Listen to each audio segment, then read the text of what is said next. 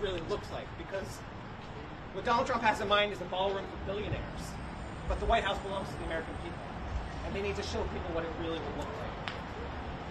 I also wanted to point out this handwritten letter that he began. This is James J. Cunningham Jr. from Pennsylvania. Let me begin this letter by saying I am not a political opponent of yours. To the contrary, I've always been a strong supporter because I agree with your beliefs. In fact, I voted for you 3 times and would even vote for you again. But I did not vote for this. Over the years, I've been a student of the White House and contributed many items of historical interest, while I sympathize with the need for a ballroom spruce for large presidential affairs.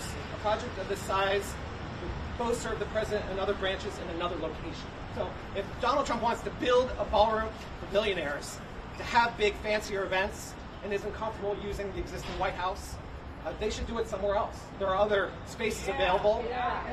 He's already got one. He's already got one. And I'm sure there are other federal spaces that if there's not the right space available, they can find it in Washington. It doesn't have to be the White House. So I think lastly, I would just say that most folks saw that a federal judge weighed in this week. That's right. And so what I've heard all along, from the moment that the East Wing was demolished, and Americans with their own eyes saw not just the building that we love destroyed, but that at least this president and his minions were willing to act unlawfully and seemingly without anyone able to restrain them. The East Wing, as we knew it, is gone.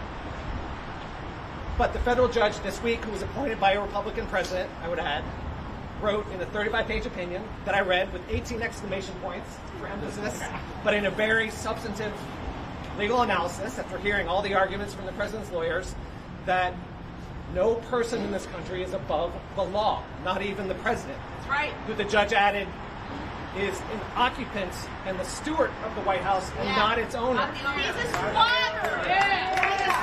So, as the judge effectively said, Donald Trump has been the tenant from hell. He needs to put the White House back the way the people gave it to him. And what we want to happen, what the federal judge showed with that order is that there's other things in this country more powerful than just one man. And it does take people like this coming together. This fight is not going to end today. Whether this commission votes to rubber stamp this thing or not is not the end.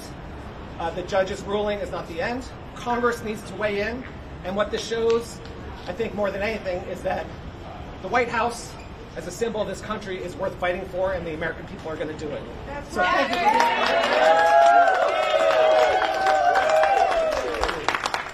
Thank you. Let's hear a chant or two. What do you think? We up for a chant? Yeah.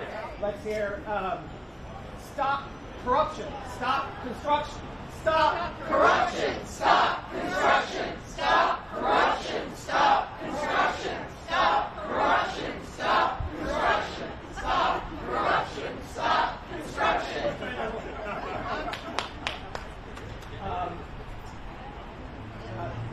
Hands off the people's house. Hands off the people's house. Hands off the people's house. Hands off the people's house. Hands off the people's house. Hands off the people's house. Hands off the people's house. Okay, let's do one more, because there are some signs here. Some of the companies that have funded the demolition of the East Wing and the $400 million project, which, by the way, can be used to rebuild the East Wing better than the way it was.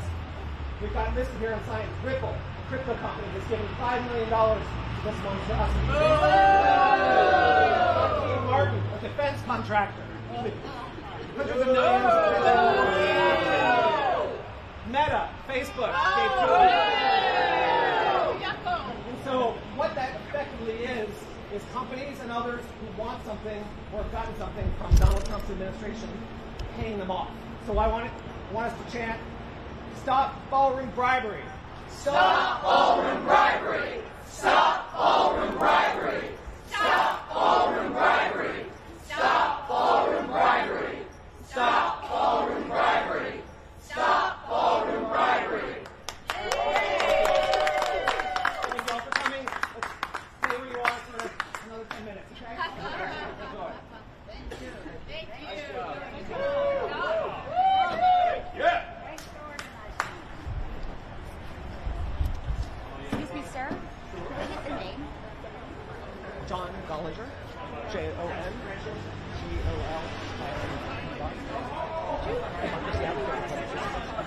Did you testify whenever they did? Okay. Were you with? I know, well, the Zoom one? Yeah. Yeah. Who were you with? Daily Mail. Yes. You guys had the fun. That was Will Sharp's choice, right? I know. I told it like it is. I got my report here. I looked at their credentials. I looked at what they said when they were asked, when they joined the commission. James Blair didn't say anything. One of the reasons that this vote, if they vote to approve this today, is not legitimate, is that the three commissioners Trump appointed are not qualified. The law that created this commission says you have to have planning. The president's appointees have to have planning experience in regional or city planning. None of them. James Blair. By the way, politics. He didn't even try.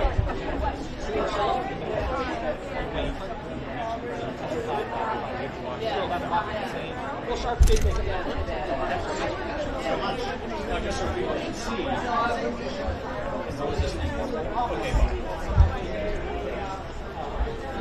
Plus, I'm tired of going every time. What? Fine, how are you? Checking out participants every time.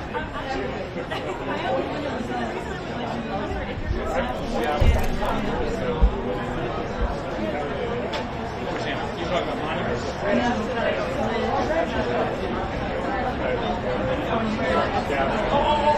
You are in the car?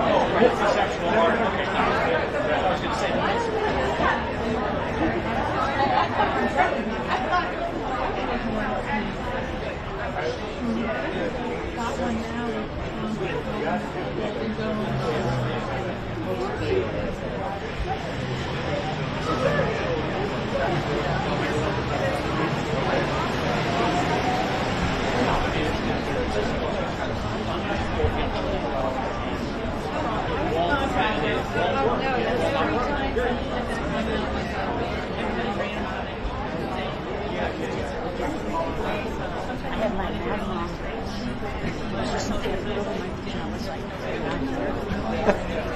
I'm going out and getting it, and I go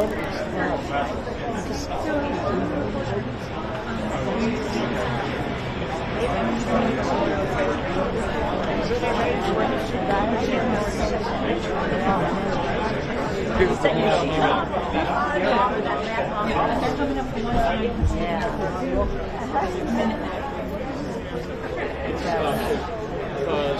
the more the merrier, literally.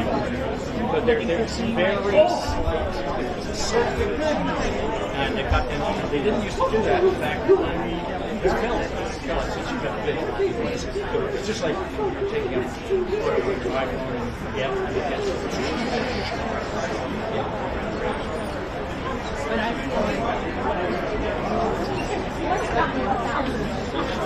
Well, maybe they get paid by the so glad I got out of business. I didn't. Otherwise, a lot of journalists now have to look at video. And boy, was that. I just went out with this young guy.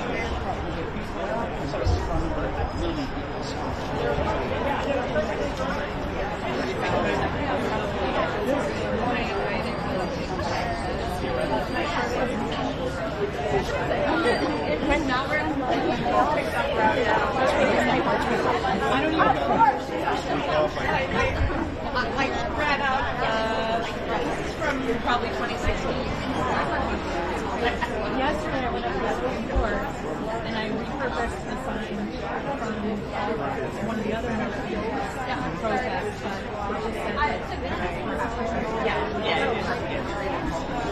Nice. And then I went to Nice t-shirt. It's working.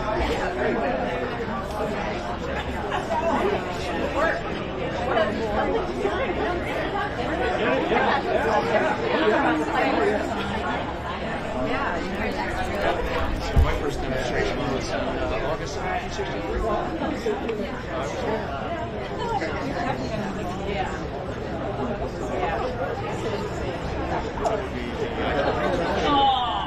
It makes sense. I was 15. Came down. I had an Epstein. I had no idea. No. Wait, no.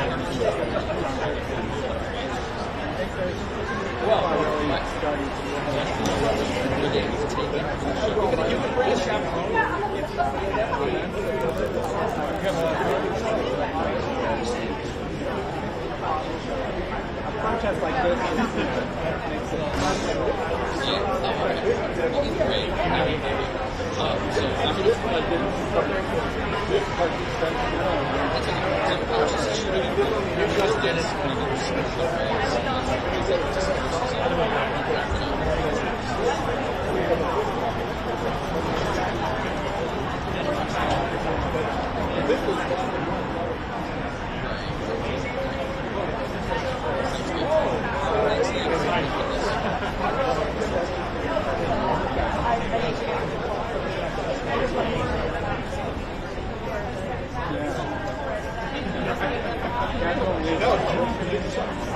The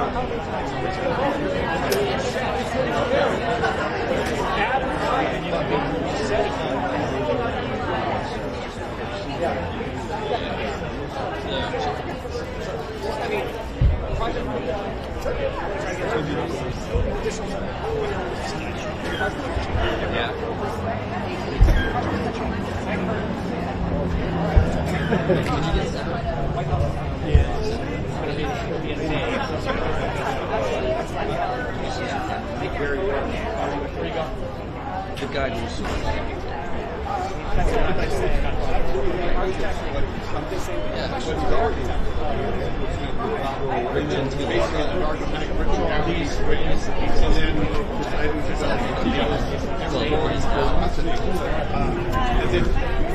Thank you for coming.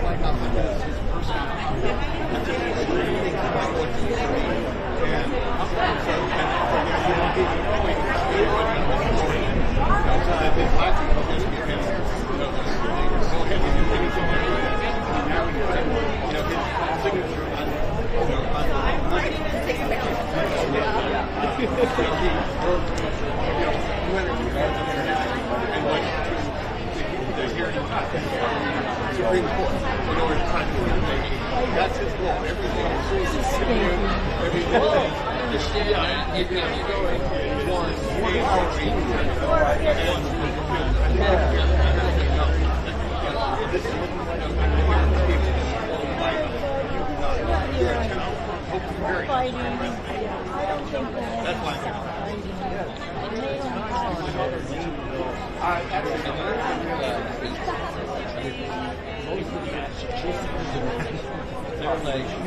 well, it's probably the done deal with the commission. I don't think it's a done deal in court story.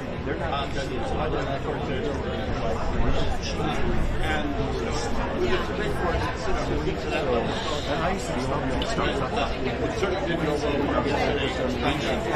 for the 14th century. An interesting situation. let's find a way to make it work.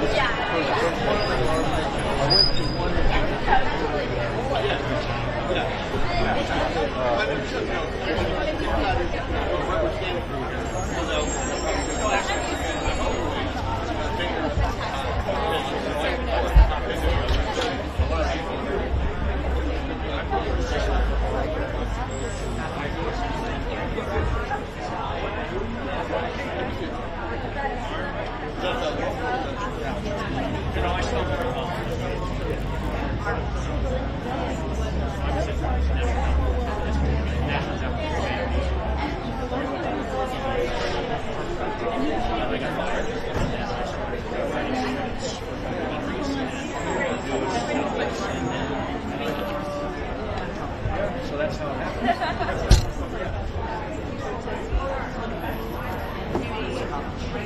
Yes, I do. Yes, I do. What I read up in there.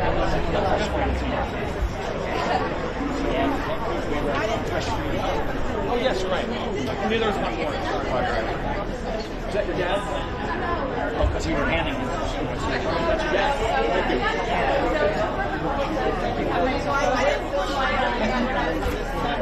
What is Joan doing now? Big buck. He's emailed me. I don't know. So everybody knows everybody in our No, he's not here. I recognize him.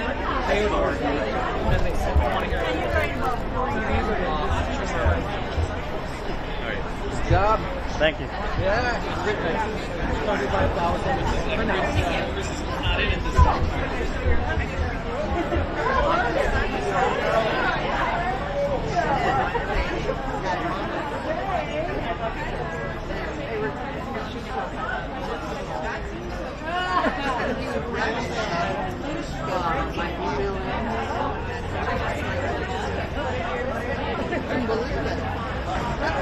Science.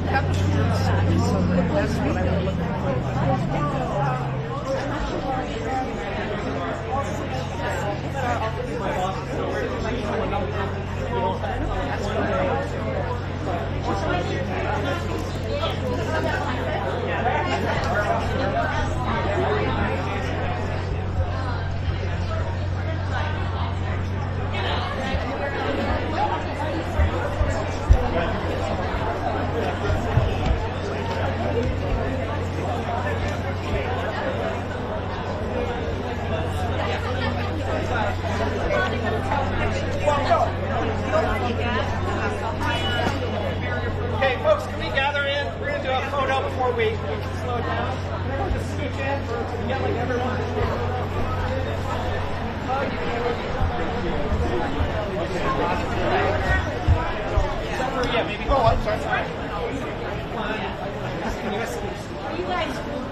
Perfect. Good job. All right, what are we doing there? I'll get a call.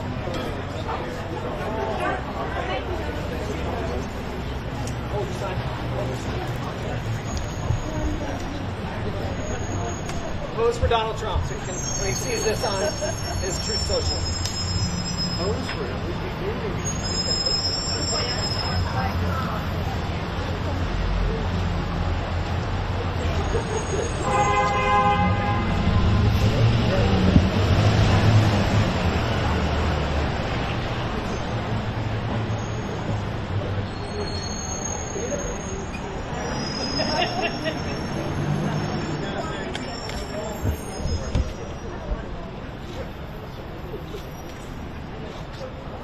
All right, we got it? One more.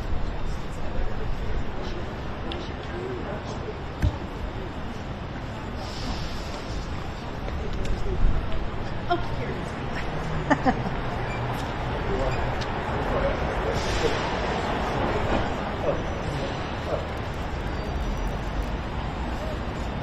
All right, thanks everybody for coming. Thank you. Keep your eye brought it. Others over here. I have a feeling you'll be doing another one of these. Stay tuned. Thanks for coming.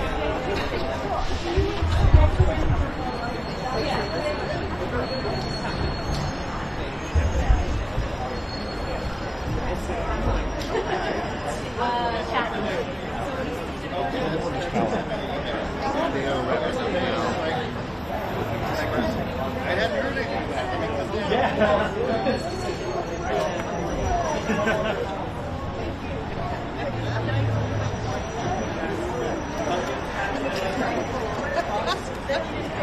Thank you all for being here.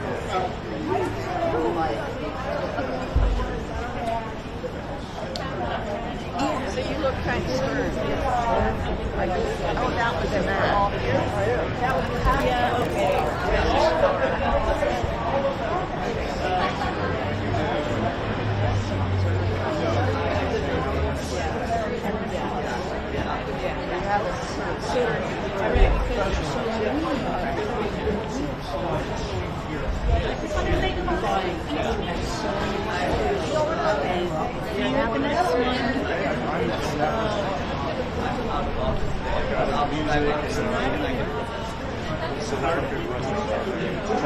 First it was like, yeah. It's fun to sit.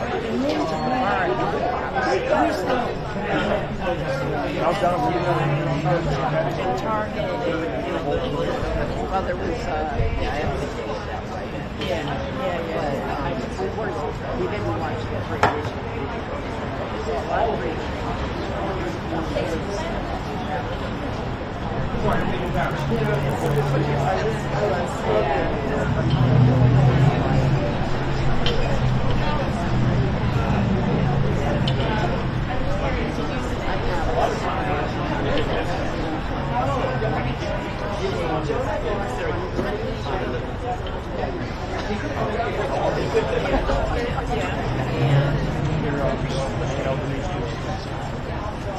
Right.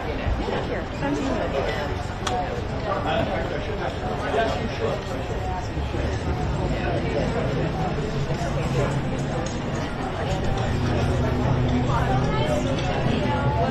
No, it doesn't. It doesn't. Yeah.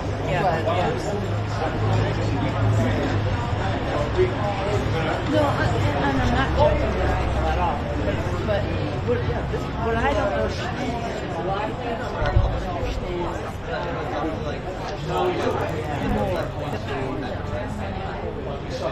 is over look, we're still, we still have the phone, we still have Verizon, the TV, and the internet. For this type of well, she still has an account. Yes. So we still do some of these things, but But the majority of the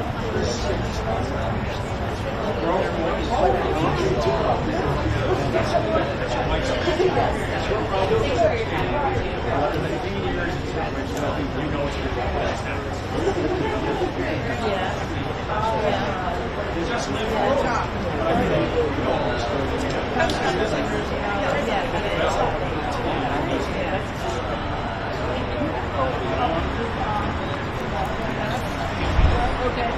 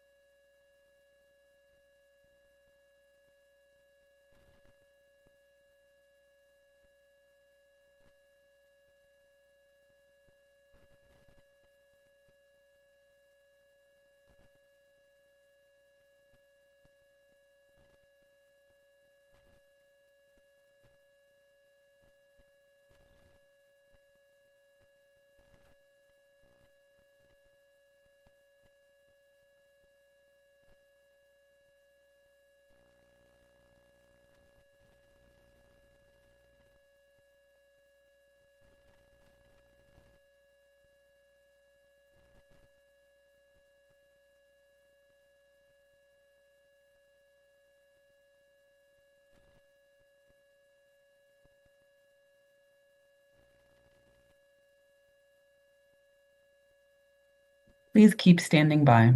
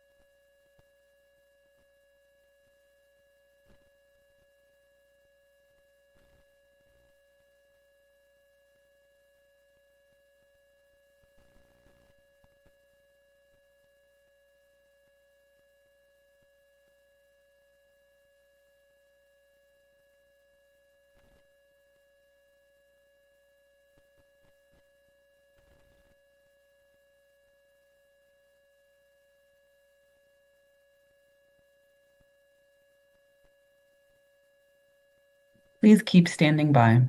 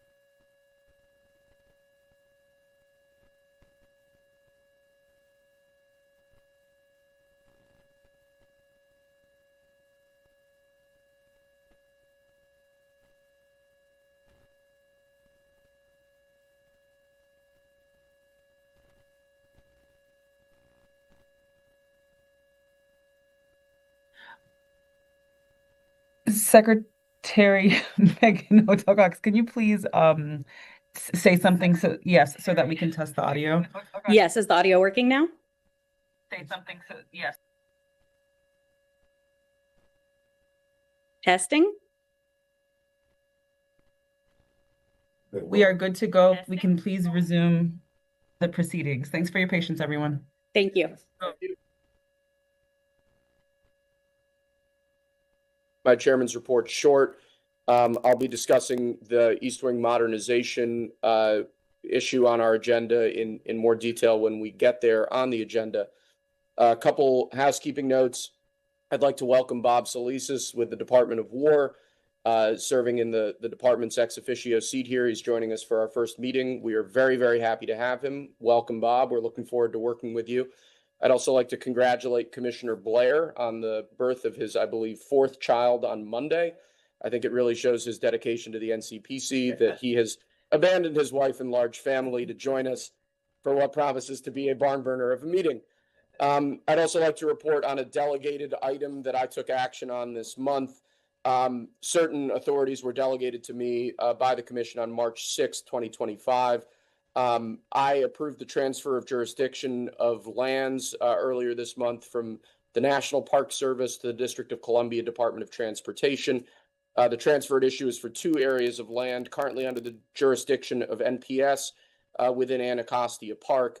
The transfers will allow DDOT to reconstruct the existing Anacostia Avenue Bridge over the former Pepco Station cooling water inlet with 2 12-foot travel lanes and a new 10-foot wide sidewalk.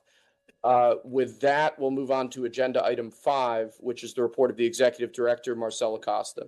Thank you, Chair Sharp, and good afternoon. I just have one item today. We bid farewell to urban planner Brittany Drakeford, who joined NCPC in 2022 and served with us for 4 years. Brittany served as NCPC's representative to the DC Board of Zoning Adjustments and contributed to the Making DC Safe and Beautiful initiative, the Comprehensive Plan Update, Commemoration Planning, and our internship program. We thank Brittany for her many contributions to the agency and wish her the best as she completes her doctoral dissertation in urban and regional planning at the University of Maryland. And I look forward to calling her Dr. Brittany Drakeford soon. You have my written reports in your packets, and I'm happy to answer any questions that you might have. Thank you, Marcel. Do any commissioners have any questions for our Executive Director? I will just echo Marcel's sentiments, wishing Brittany best of luck as she hopefully concludes her doctorate, and thank her for her service to this commission. Agenda item 6 is our legislative update from our Secretary and esteemed General Counsel, Megan Hoddle Cox. Megan? Thank you, Mr. Chairman. While there has been some movement on relevant legislation this month, none of it's time sensitive. So given the length of today's agenda, I will provide a detailed update on pending legislation to the Commission next month. But I'm happy to answer any questions if commissioners have any. Thank you, Megan. Do any commissioners have questions or comments for Megan at this time?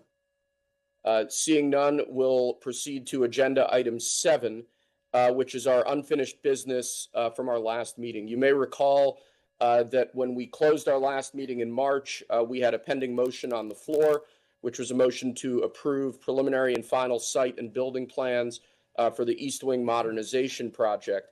That motion was made by Commissioner Dixon and seconded by Commissioner Schaefer and unanimously tabled for consideration at today's meeting. Before we get started, I do want to address Judge Leon's preliminary injunction in the lawsuit brought by the National Trust for Historic Preservation regarding this project. As I read that injunction, that is which is, I should say, stayed for the next 2 weeks, which also includes ample exclusions to allow for some continued construction on the site. That order really does not impact our action here today. The NCPC is not a party to that lawsuit. The injunction doesn't speak to the NCPC review process. From my perspective, we have a project before us. We've been asked to review it. And that's really our job here today. And if there's no further objection or if there's no further desire to comment on Judge Leon's order, we'll move past that and continue our consideration of the East Wing modernization project at this time. The second note I would have before we begin our deliberations on this subject, as the Commission may be aware, as the Commission is aware, After our March meeting, there were a number of updates to that project. Most notably, the project applicants have now eliminated the stairs adjacent to the south portico of the proposed ballroom and have also modified the southwest corner stair to include a switchback. NCPC staff provided a brief addendum explaining the changes to the commission yesterday, which was also posted on our website. Overall, the layout, other than those two modifications, is not substantially different than what we previously considered. And I will say that the proposed revisions actually do reflect a lot of the feedback that the project applicants heard from NCPC at that meeting. NCPC staff is of the opinion that this constitutes a significant improvement to the project, which will help preserve the hierarchy of the south elevation of the executive residence, and just generally improve the view sheds and I'd say symbolic. I'm trying to pick my words carefully here. The symbolic nature of the south portico of the White House as it currently stands. Therefore, before we move into deliberation on this project as a whole, I'd like to move for an amendment to the original motion that we currently have on the floor by suggesting that we add the following to the commission action here as suggested in the staff addendum, which was previously circulated. And that addition is that we note that the applicant has updated the project design to eliminate the stairs extending from the south portico and modify the stairs at the southwest corner of the project to include a switchback, and that the staff supports the proposed project updates, particularly the removal of the south portico stair, which will help reinforce the south elevation of the executive mansion as the primary facade. With that being my motion, I'd ask at this time for a second. Second. Thank you, Vice Chairman Levenbach. Is there any discussion on this item or questions on this item before we proceed to voting on this amendment to the EDR? This is obviously not the vote or deliberations on the project as a whole, but merely on this amendment to the EDR. Seeing no questions or comments, Madam Secretary, can you please confirm the amendment motion and second and take the vote by roll call? Yes, the amendment motion was made by Chairman Scharf and seconded by Vice Chairman Levenbach. Commissioner Solisas? Commissioner Stidham? Yes. Commissioner Argo? Yes. Vice Chairman Levenbach? Yes. Chairman Scharf? Yes. Commissioner Blair? Yes. Administrator Forst? Yes. Commissioner Dixon? Yes. Chairman Mendelson? Commissioner Henderson? Yes. Commissioner Giacchetti? Commissioner Giacchetti? Yes. Sorry. Thank you. The amended motion carries. Thank you, Madam Secretary. With that, I'll now open it up to the Commission for discussion on the amended motion to approve preliminary and final site and building plans for the East Wing modernization project with the language we just added incorporated into the EDR. I'd actually like to start discussion today. And I'd like to start off just by reading some relevant press clippings. First, from the Washington Post, this attempt to modernize the White House has destroyed its historic value. Second, from the New York Times, a sacrifice of history for convenience. Also from the Times, extravagance for a public building. And lastly, from the Telegraph, a prioritization of grandeur over the needs of ordinary citizens. Now, none of these quotes relate to the ballroom project now before us. The first of these was about Teddy Roosevelt's construction of the West Wing. The second was about the Nixon-era construction of the press room in the West Colonnade. The third was actually about Chester A. Arthur's 1880s renovations of the Executive Mansion. And the fourth was about Andrew Jackson's construction of the North Portico to the Executive Mansion in 1830. Criticism and sky-is-falling pronouncements from so-called historic preservationists and their allies in the press are therefore nothing new to the history of the White House. While some might wish for history and the world to stand still, the fact of the matter is that the White House complex has constantly evolved to meet the programmatic needs of the federal government and the office of the president which it houses. And it is in that context in which I believe we must now review the ballroom project that is before this commission. I believe that in time, this ballroom will be considered every bit as much of a national treasure as the other key components of the White House, and I believe that in time, the nation and successive presidents of both parties and all political stripes long into the future will be grateful to President Trump for having initiated and brought this project into being. I'd like to speak to our process on this particular project. As chairman of this commission, which has a lineage and history dating back over a century, I feel very strongly about the fact that the work that we do is important, and I feel that we have been unfairly slighted in the press and otherwise for the way we've gone about reviewing this particular project. The NCPC has a professional staff that I've come to know and recognize as doing consistently exceptional work as they and we as a commission go about our job of protecting and preserving the aspects of the capital region that make it a particular public treasure for our great nation. And the notion that we've been less than thorough, that we have not met our obligations, is frankly insulting to the work that our team has done on this project and by implication on so many others as well. So let me lay out that process now. We began formal consultations with the White House's project team in December. I was at one of those first meetings where we discussed project goals, project timelines, and where the core interests of this commission were advocated for quite vigorously. Our staff engaged with the project team, as we do on so many projects, and the overall project now before us began to take shape. In January, 3 months ago, the White House team, represented by Office of Administration Director Josh Fisher and lead architect Shalom Baranis, gave an extensive public presentation on the project and what they were looking to build and achieve. We gave substantial feedback. Members of this commission had the opportunity to express the concerns and qualms that some of them had, and I would note that many members of this commission were also fulsome with their praise for the project's goals and ultimate objective. I thought Shalom Baranis was quite compelling in addressing the concerns that were raised and addressing questions about the design choices made and the nature of the project at issue. After the January meeting, we set out to devise a schedule that would allow for a full and fair review of the ballroom project. I was guided in setting out that schedule by the professional staff at the NCPC, who obviously have a lot of experience in these matters, as well as by my fellow members of the executive committee of this commission, Vice Chairman Stuart Levenbach and Commissioner Arrington Dixon.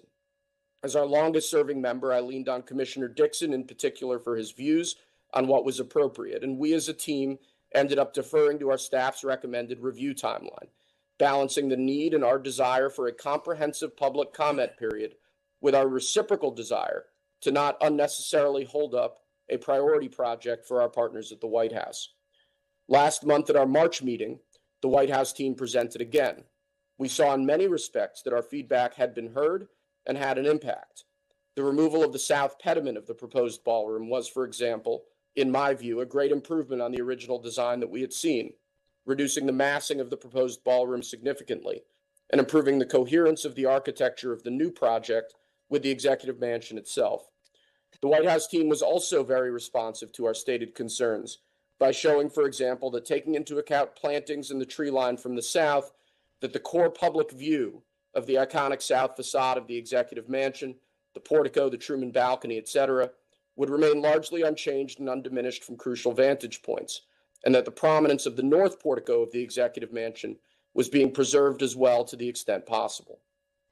And prior to this meeting, amended plans shown to us by the White House, in which we've now incorporated into the motion before us, further reflect the public comments and our feedback. The south ceremonial and largely non-functional staircase has been removed, reducing the footprint of the ballroom significantly and markedly improving sightlines. I would also note that since December, our commission staff has consistently emphasized to the White House team the need for an improved public pedestrian experience when visiting the area in and around the White House. It appears that those concerns have also been heard, as we now have plans submitted to us, which we will hear more about later today, for a new visitor's entrance to the White House. Since 1994, in the aftermath of the Oklahoma City bombing, the White House has steadily become, because of very real security concerns, more and more walled off from the general public by an expanding complex of unsightly security barriers and fencing. With the White House's visitor center submission, we are seeing the most significant, concerted, real efforts to restore public view sheds and improve the pedestrian experience around the White House in 3 decades. And I like to think that the NCPC has been part of the impetus for action on that front. After the formal presentations in March, Commissioners had the opportunity to ask questions and comment, and we then heard public testimony for many hours. I want to emphasize that everyone who wanted to be heard on this project was heard. We did not require in-person testimony as we could have. We heard from folks all over the country, and even a presentation from a couple of well-meaning, if rather misguided engineers from Venezuela who proposed a massive geodesic freedom dome on the South Lawn, which for the record, I do not support. I commend so many members of this commission for sitting through the many hours of testimony and thoughtfully considering the testimony that we heard. I want to note that we would have been within our rights as a commission to immediately vote on the ballroom at that point. Indeed, we had a seconded motion on the floor at that time. Instead, we held that motion over to give us more time to properly consider the matter before us in light of the testimony and the materials that we had before us. I have now personally read every single comment submitted to this commission. That has not been a simple or a quick task, but as chairman, I thought it was my duty. I heard every minute of public testimony on this project. I've reviewed our staff's recommendations, and I've reviewed the project materials submitted to us at great length. I should note that many of the negative comments that were submitted to us during this process were frankly unresponsive. They dealt with issues beyond the scope of this commission, the private funding of the ballroom, for instance, or interior decorations, or the demolition process, or were simply opinions on the president himself. Considering issues of this sort is not within our mandate. We are not some sort of free-ranging ballroom justice commission. A great many of the negative comments we received were also copies or variations on a number of what I found to be unhelpful form letters circulated by groups that oppose the ballroom. While I always commend members of the public for engaging with civic processes, I would have preferred to hear unvarnished views as opposed to picked over uninformed language repeated hundreds or thousands of times. I took much more seriously the number of serious architectural critiques that we received. Some were from noted architects, others from simply interested members of the public who took the time to send us their thoughts and comments. And to those members of the public, I thank you, and I want to assure you that I considered your views before coming to my decision today. Today, I will be voting in favor of this project, and I want to explain why. In doing so, I hope my fellow commissioners will indulge me.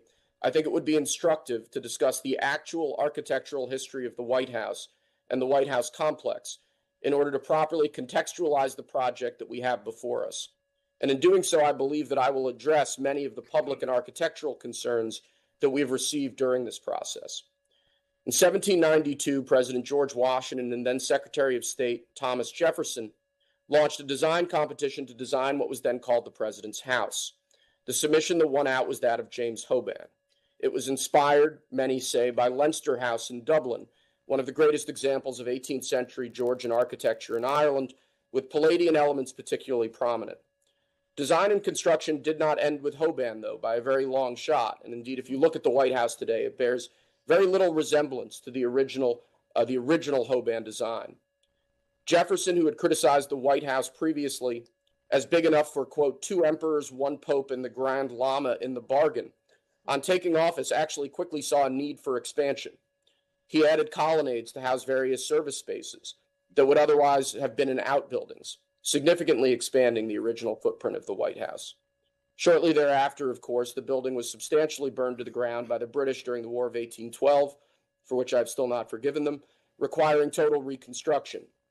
And the building that was rebuilt thereafter quickly departed from the relatively simple original Hoban design. James Monroe added the south portico. Andrew Jackson, very controversially, as I alluded to before, added the north portico in 1830.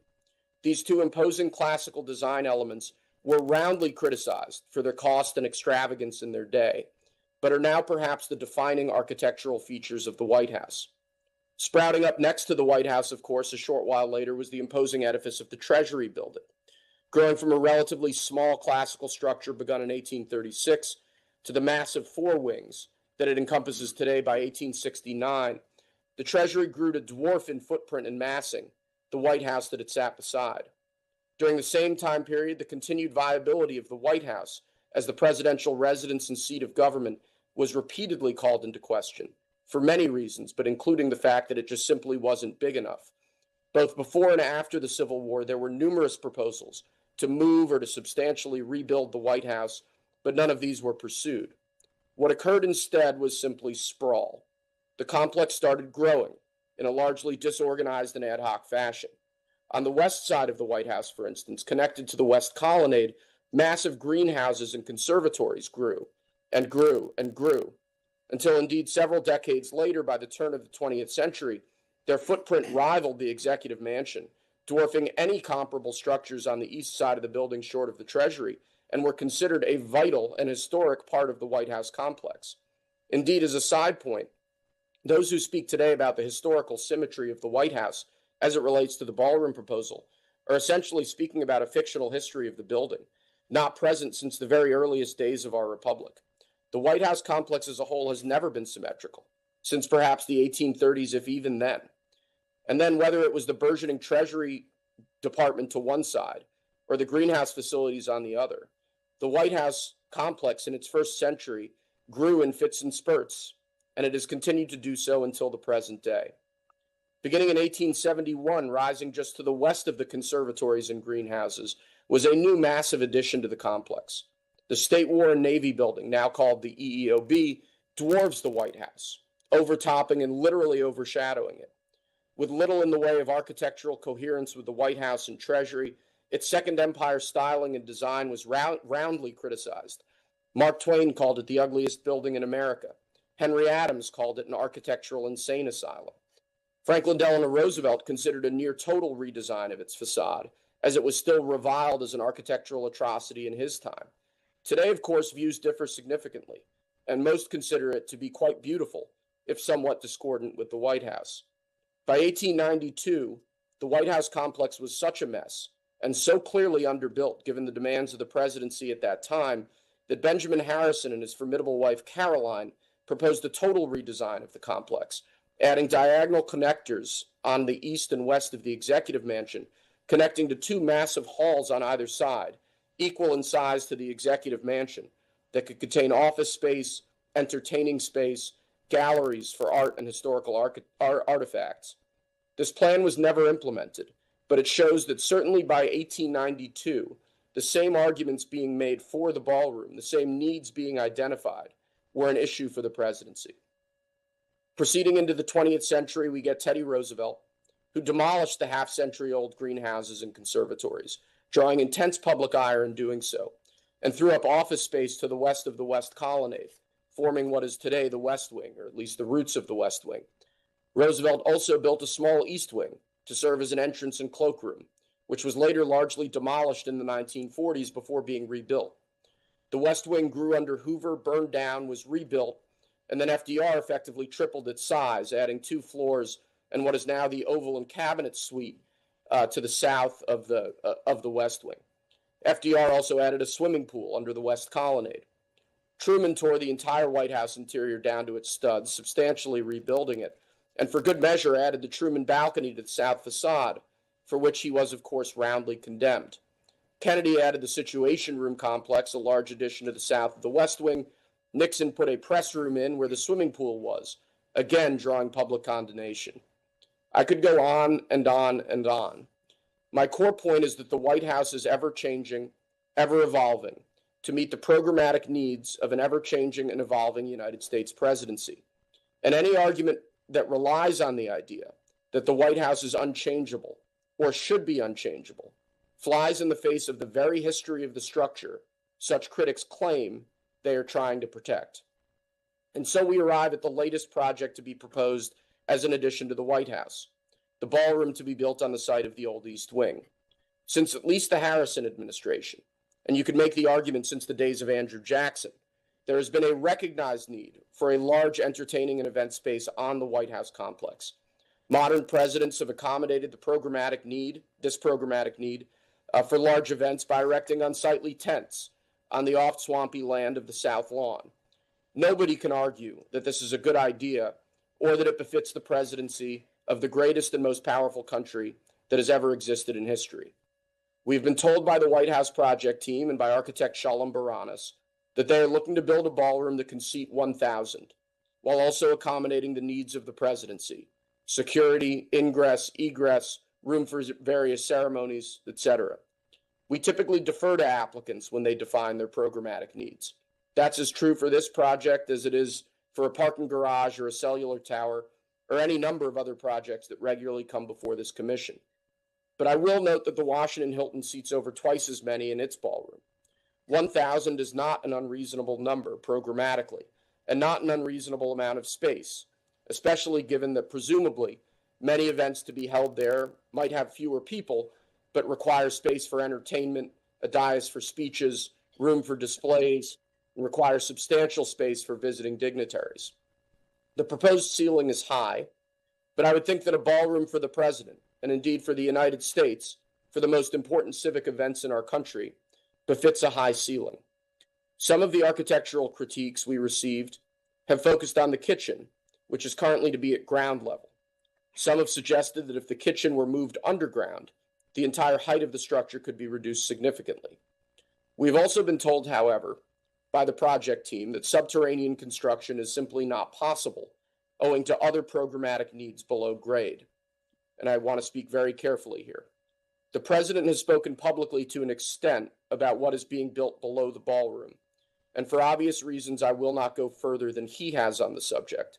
But I will note that there are sealed entries on the docket of the court case brought against the ballroom project by the National Trust. And I think it is therefore safe for the public and for this commission to assume that these subterranean programmatic needs are serious and unmovable, and as noted in public docket entries related to national security. It is, of course, also public record that FDR built an emergency bunker beneath the old East Wing, for which he was actually criticized at the time. Other critiques that we have received have emphasized personal animus towards President Trump, that he is simply building a ballroom for his own use. I will note, though, that even if the current construction timeline holds, as I expect it will, President Trump will get very limited use of this structure before the end of his term, and that the real beneficiaries will be future presidents of all political stripes and dispositions and their administrations, as well as, of course, the American people. The ballroom, as proposed, while large, fits neatly into the White House complex, nestled as it is between the Executive Mansion and the much larger Treasury building. It does not overtop and overshadow the Executive Mansion, as does the Eisenhower building. And its neoclassical architecture matches and complements the neoclassical elements of the Executive Mansion, in contrast again to the Eisenhower building with its Second Empire features. I've spoken at length about the history of the White House today. I've done so because perhaps the only constant in the history of the White House is that practically every change, every modification, every addition, and indeed every feature that we now celebrate as an iconic aspect of the White House was roundly and viciously condemned in its day. The critiques of the ballroom today are therefore oddly familiar to those of us who have studied the White House and its surroundings. Just as the north and south porticos, the West Wing, the Truman balcony, and every other aspect of the White House are now celebrated, I believe too, in time, the ballroom will be celebrated as a crucial and contributing aspect of the White House complex. And as I said previously, I intend to support it today.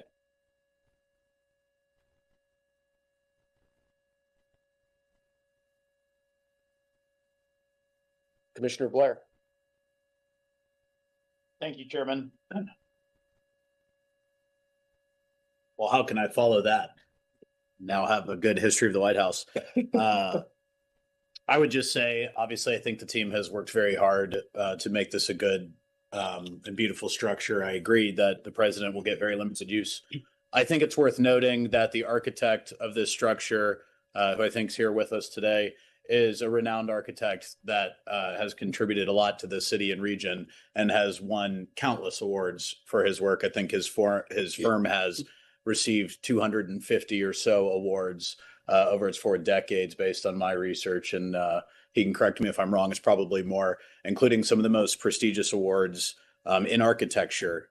He was one of the youngest fellows of the American Institute of Architects ever admitted, which is a standout of his record. And I won't go through all of the buildings in the area that they have participated in, but all of the top level awards you can win in architecture, pretty much he's won and his firm has won. And I think to treat this project as different or somehow not from the same lineage of art and artistic design, simply because there are some people who I think for clearly political reasons don't like the project, is a shame. And I think it is an unfair besmirching of the architect. Further, the president, who obviously has had a hand in this design, is a builder himself. And he too has won numerous architecture designs and architecture awards for buildings he has built over the years, as well as hospitality awards and many others. So I think that's worth noting because the purpose of the ballroom really blends the two things. It blends great architecture with great hospitality, which is something the president cares deeply about because it represents the American people. That's what the White House does. It's not his house. He is the current occupant, but it is the American people's house, and he feels that way. And as I've said in my comments previously, the goal of this is to be able to give the American people or visitors. The King of England will be here at the end of the month, and we will likely dine in tents. When the president was recently in the United Kingdom, they dined in Windsor Castle.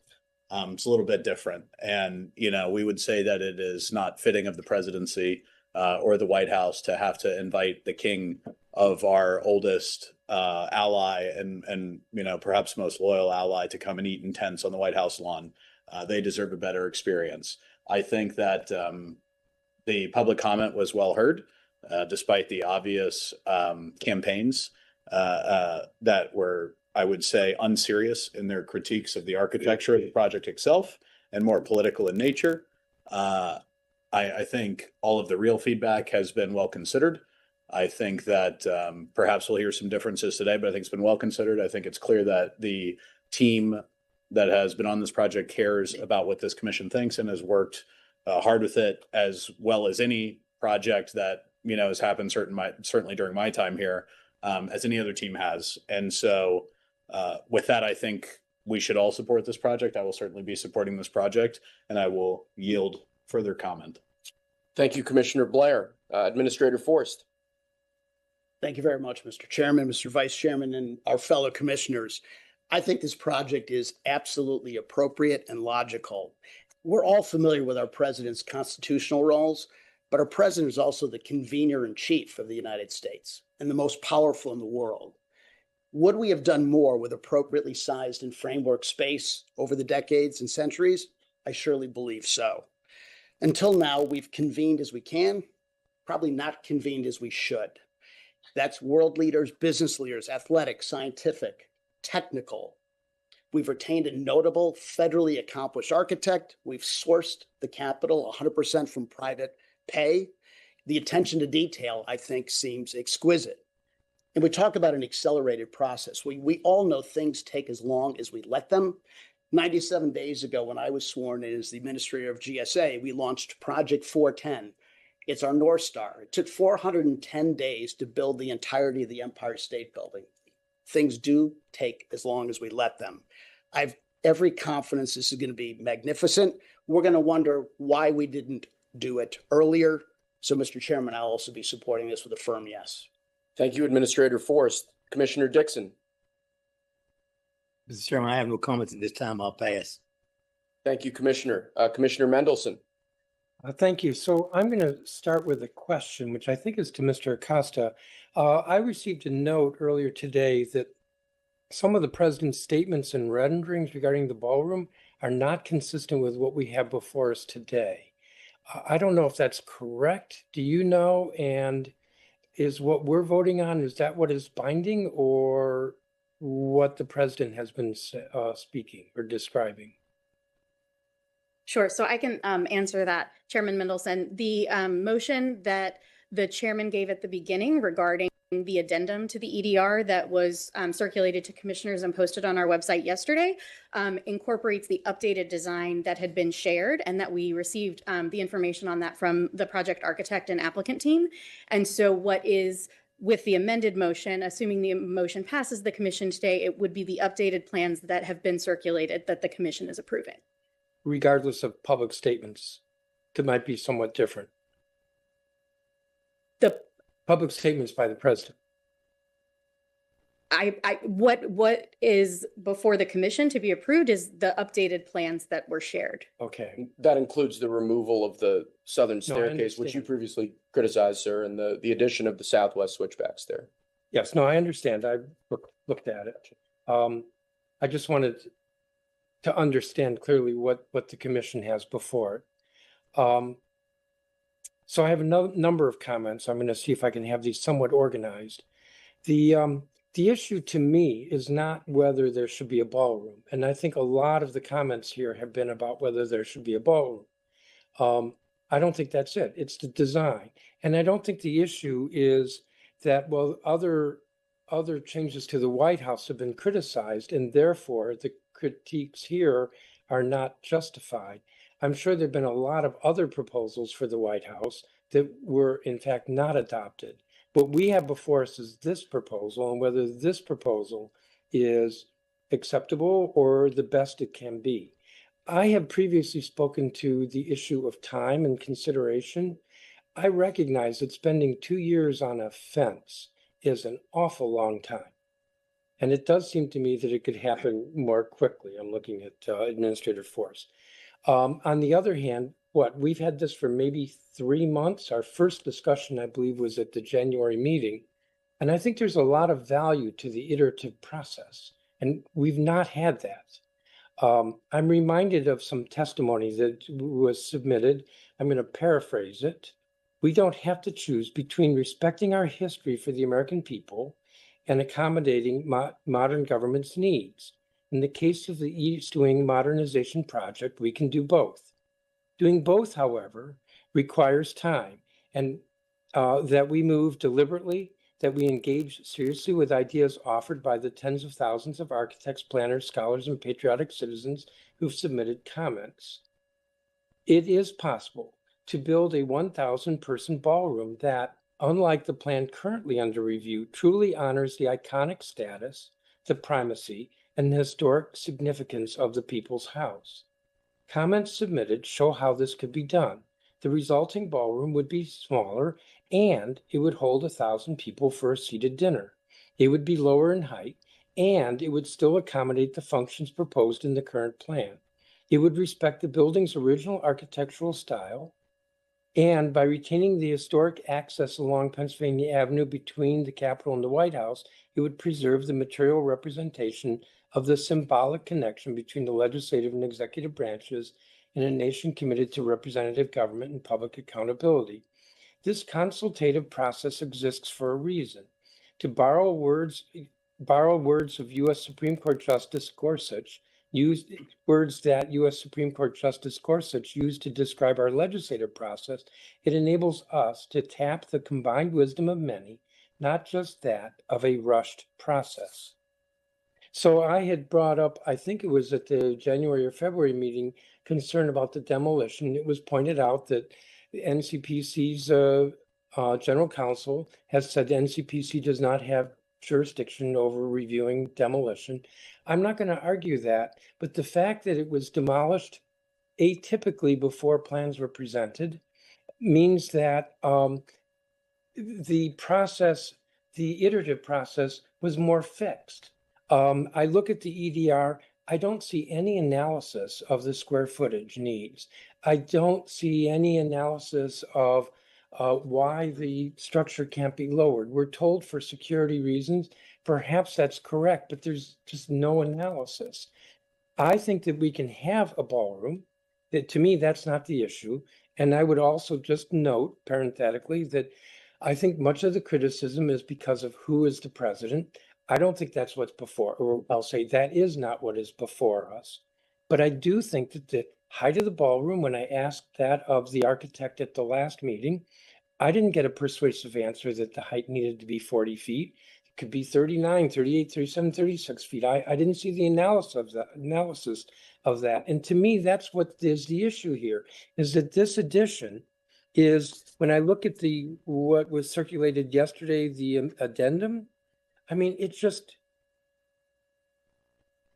I'm trying to be nice here. It's just too large. It's just too large. And if we can get the same program, but not as tall, not competing in height with the main structure, and a condensed footprint, we are better for that. I think of the visitor center at the Capitol. That's huge addition. And when you stand on East Capitol Street and you look west at the Capitol, it's to me quite remarkable, the vista, the view of the Capitol, because all that was fit. That huge program, a lot of rooms, a lot of conference rooms, a lot of committee rooms, a lot of stuff. And it was done. And we've not, because this has been such a rushed process, we have not had the benefit of that iterative work. I will note the EDR talks about how, well, some of the impact of the scale and height will be mitigated by landscaping. That may be true, but to me, that is not, that's not the solution. It just isn't. Landscaping is important. Trees die, last I checked. Trees can be, or plantings can be moved around. To me, landscaping is great, but that is not a solution. I will add as well that I am concerned that there have been comments at our proceedings and in the public about other changes. And I've said this, I think I said this at our last meeting, I don't think we should be looking at the White House piecemeal. Today it's the ballroom. Tomorrow it could be there's some modifications to, I guess it's the colonnade between the main building and the West Wing. The day after that, it could be some addition to the West Wing. We should be looking at all of this at one time and not piecemeal. So that is a concern of mine as well. I think that the fact that this addendum to the EDR exists speaks to the value of the iterative process, that there have been changes made.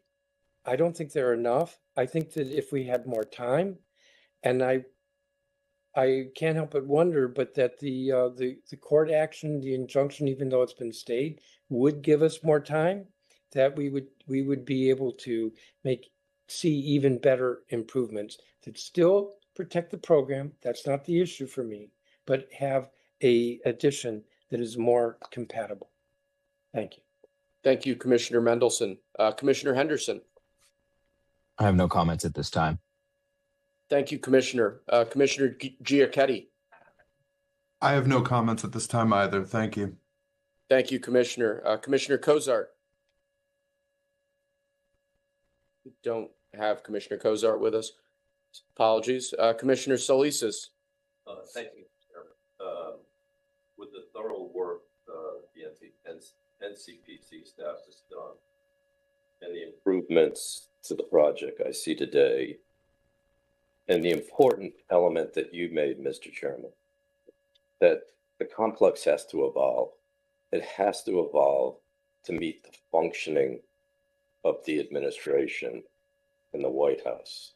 It's very important that it's able to do that and meet the mission requirements of the president and his staff. I think that's critical at the time too, to make sure that those things happen quickly. I think it will, as you point out also, will serve the leadership today and in the future. So with that, I support the project moving ahead. Thank you, Commissioner. Commissioner Stidham. Thank you, Chairman. With that, I have a statement on behalf of Secretary Brigham I would like to read. So good afternoon. I am providing the following statement on behalf of the Secretary of Interior, Doug Burgum, regarding the Commission's final vote on the East Wing Modernization Project. The Secretary recognizes and appreciates the substantial public testimony received on this proposal. The record reflects a wide range of perspectives, including comments emphasizing historic preservation values and the symbolic importance of the White House grounds, concerns about scale, massing, and visibility from key public viewpoints, concerns about impacts to the historic landscape composition and axial views, questions about process and transparency, and from some commenters, support for improvements framed as strengthening national pride and the civic character of the Capitol. Today, the Secretary is voting in support of the project. This vote reflects the Secretary's judgment that the final design, as presented for Commission action, advances an operational need for a permanent secure venue to support official state functions and other responsibilities of the administration while proceeding through the Commission's established review framework that considers design, site planning, and relationship to a historic setting. As the project moves into implementation, the Secretary emphasizes the importance of continued coordination and execution consistent with the approved final design, particularly the integrated relationship among architecture, landscape, lighting, access, and circulation, as well as site edge conditions, so that the built outcome is coherent, durable, and appropriate to its national significant civic landscape. Thank you, Commissioner. Commissioner Argo? Thank you. I think I will make this simple.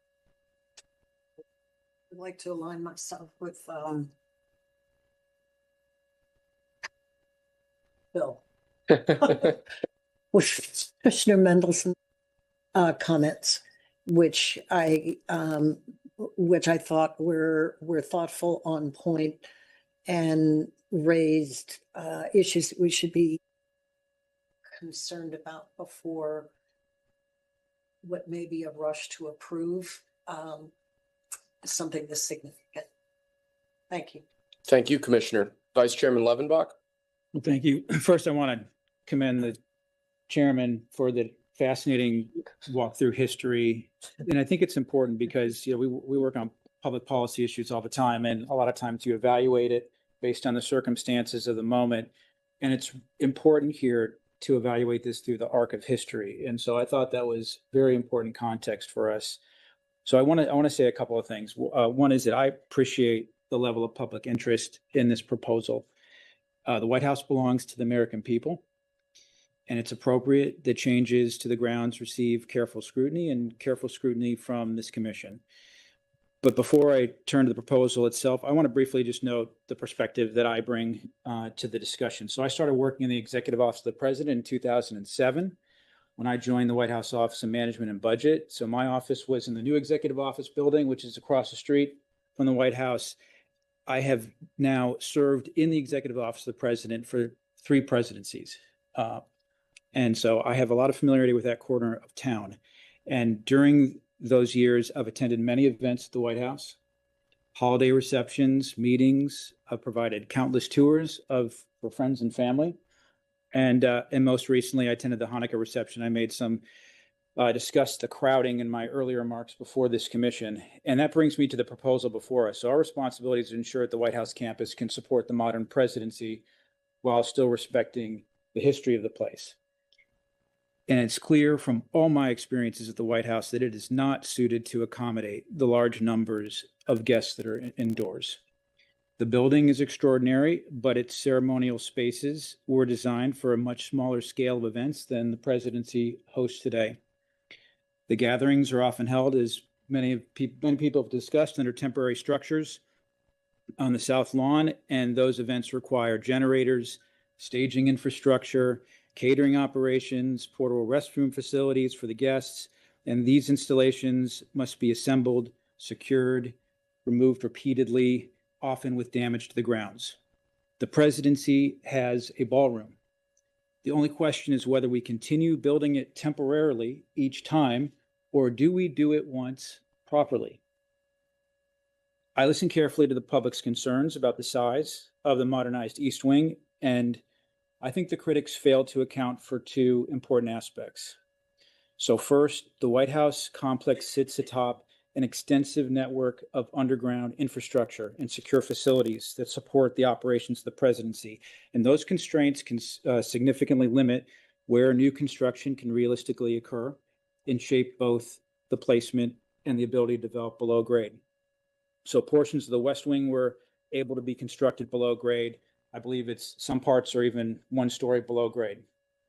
I appreciate the comment about the Capitol Visitor Center. Much of that's below grade.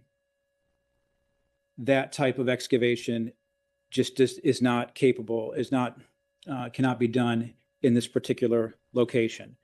Second, although the project is commonly referred to as a ballroom, it is actually a multi-purpose facility. The building will include space for the Office of the First Lady. It will include a theater. Of course, it's got the food preparation and other necessary support for events. It also contains continuity of operations for the president that were recently highlighted. And so my reaction to the proposal is the same today as when it was originally briefed, is that this structure will vastly improve the utility of the White House compound. So I want to talk just a moment about architecture. So Thomas Jefferson was not only a president, he was one of the most thoughtful architectural minds of the founding generation. And when he served as Minister of France, he studied classical buildings and concluded that the architecture of public institutions should reflect the dignity of the Republic. So when the state of Virginia built its capital in Richmond, Jefferson rejected ordinary government designs of the time and instead modeled the structure after Maison Carrée in Nîmes, which is a Roman temple that he admired. And his belief was simple. The institutions of a great republic should be housed in buildings that convey permanence, beauty, and civic confidence. And this is not an expansion for its own sake. It is a consolidation of functions that are already occurring, but inefficiently. And if we are going to add a building to the White House grounds, it should not simply solve a logistical problem. It should also be worthy of the setting. And this proposal does both. It addresses a real operational need while contributing a building that is dignified, harmonious with its surroundings, and worthy of the White House campus and the American people. And for those reasons, I support moving forward with it. Thank you, Vice Chairman Levenbach. Madam Secretary, can you please confirm the motion in the second and then take the vote by roll call? Yes, Commissioner. Pass for a moment. Yes, sir. I'd like to discussion. Absolutely, sir. First, I would want to thank all the comments that were made. Particularly, I want to focus on my chairman, Mendelson's comments. I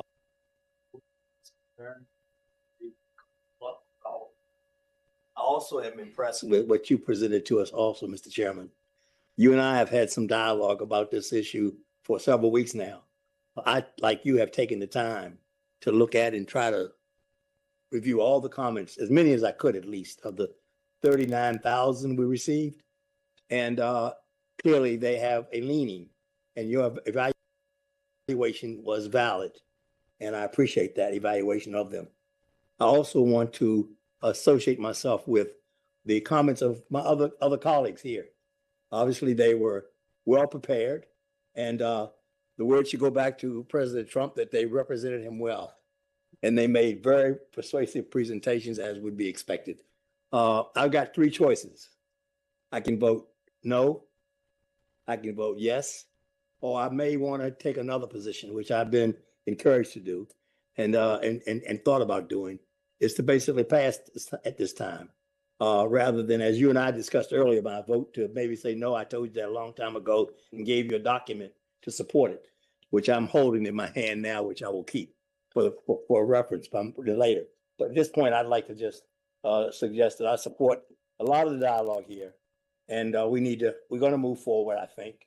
Whatever I do, it's going to go forward. And hopefully we will always tell people, to the victors go the spoils.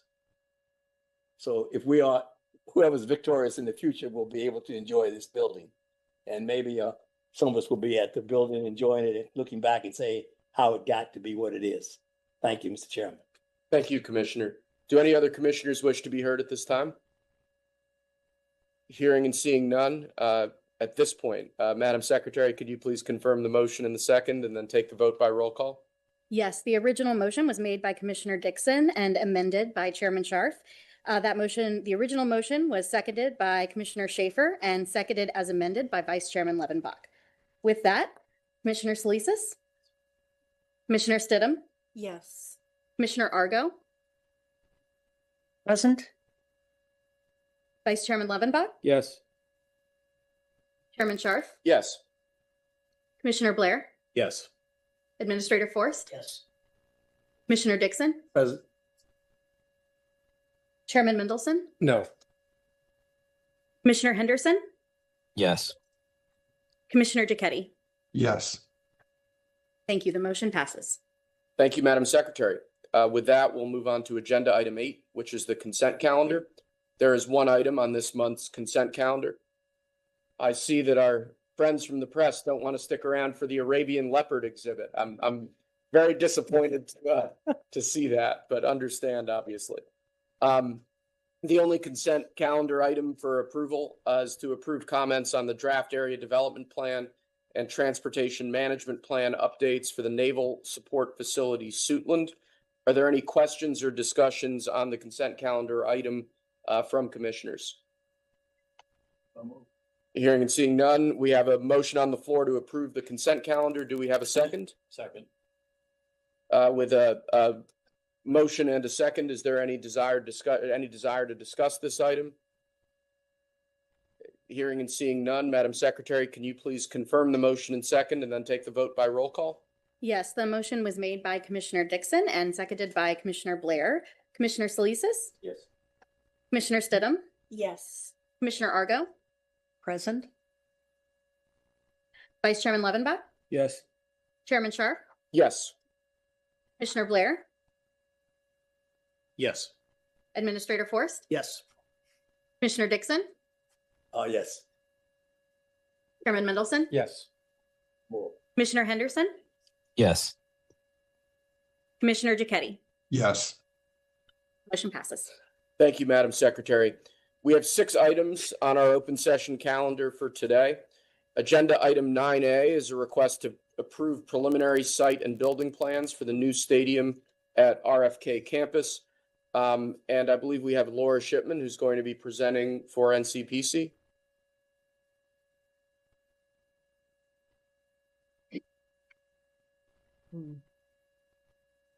Good afternoon, Chairman Scharf and Commissioners.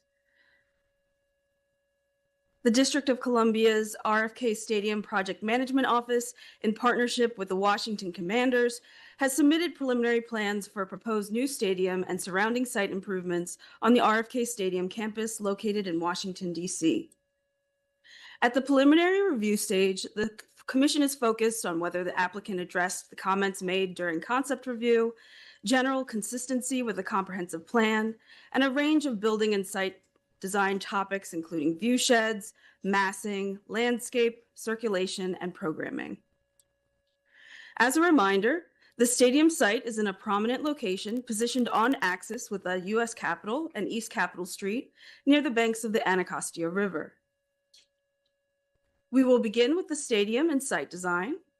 At concept review in February, the Commission was generally supportive of the conceptual design approach, providing several recommendations and requests for additional information to ensure the appropriateness of the design for the site. The applicant has been quite responsive to those comments. At our last review, the Commission requested an elevation and height comparison with the U.S. Capitol and Washington Monument. On this slide, the true height comparison is diagrammed on the top, with the height of the Capitol at 288 feet and the stadium dome reaching 195 feet.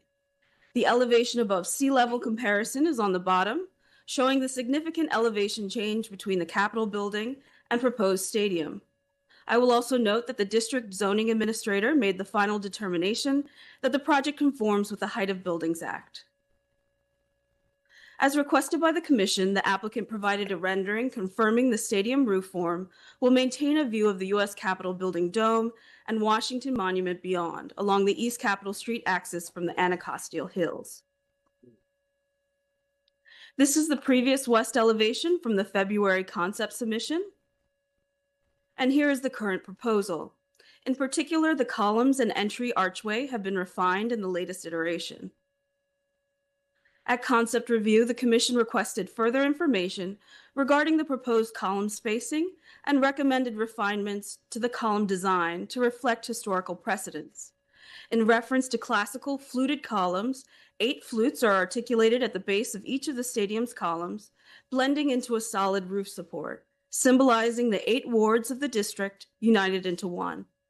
The proposed column spacing every 26 feet on center is required structurally to support the stadium roof. The preliminary submission responds to site design recommendations by the Commission regarding formal design and landscape buffers. The Festival Plaza, West, and East Plazas have a balanced and nearly symmetrical design that integrates elements such as an array of trees, grand stairways, and an elevated landscape podium to emphasize the axial relationships along the East Capitol Street view corridor and reference the formal landscapes of the monumental core. This aerial view of the stadium from the west, overlooking the Festival Plaza, illustrates the site design emphasis on reinforcing the east-west axis. Additionally, as recommended, the landscape design introduces wide planted areas to buffer from the adjacent high-traffic roadways to enhance the experience of the vegetated plazas at the north, south, and east entries to the stadium. This is an aerial view showing the East Plaza and landscape buffering from adjacent roadways. The Commission also requested the applicant provide information on related RFK campus project components outside the site boundaries that will be implemented at the time of stadium opening, so that the project could be evaluated as a whole. The parking garages shown on this overall axon will be developed independently from the stadium and will be separate submissions in the future. However, their general massing is shown in several of the following renderings of the stadium. The heights will be up to 110 feet. Also, the primary truck loading entry, a tunnel under the stadium grounds, is shown to the north of the stadium. Now I will walk through several of the requested views of the stadium from eye level. Here is a view of the approach from the east along the Whitney Young Memorial Bridge, a view from the northwest from the Kingman Park neighborhood, from the Anacostia River, from the Hill East neighborhood with the DC Armory in the foreground, and a view of the north entry to the stadium. The monumental scale of the stadium is appropriate for its location and use.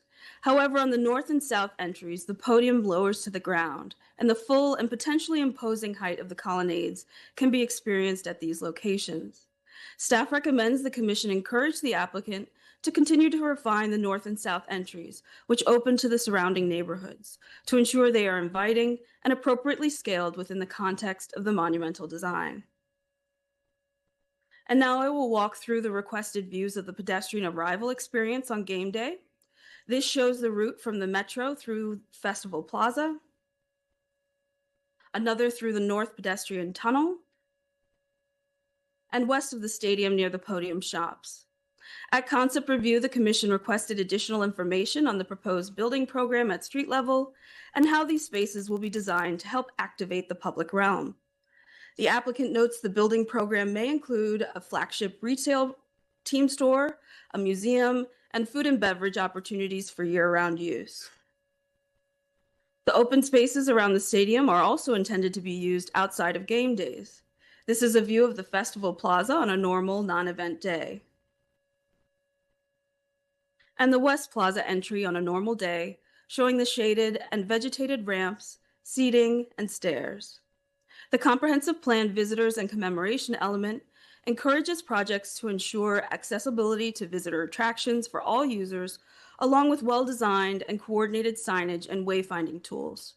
Staff recommends the Commission request the applicant provide the universally accessible circulation routes throughout the site, as well as the wayfinding and signage approach with the final submission. The applicant notes the stadium lighting will create a softly glowing lantern-like appearance with appropriately dim lighting to respect the hierarchy of memorials, monuments, and the Capitol building.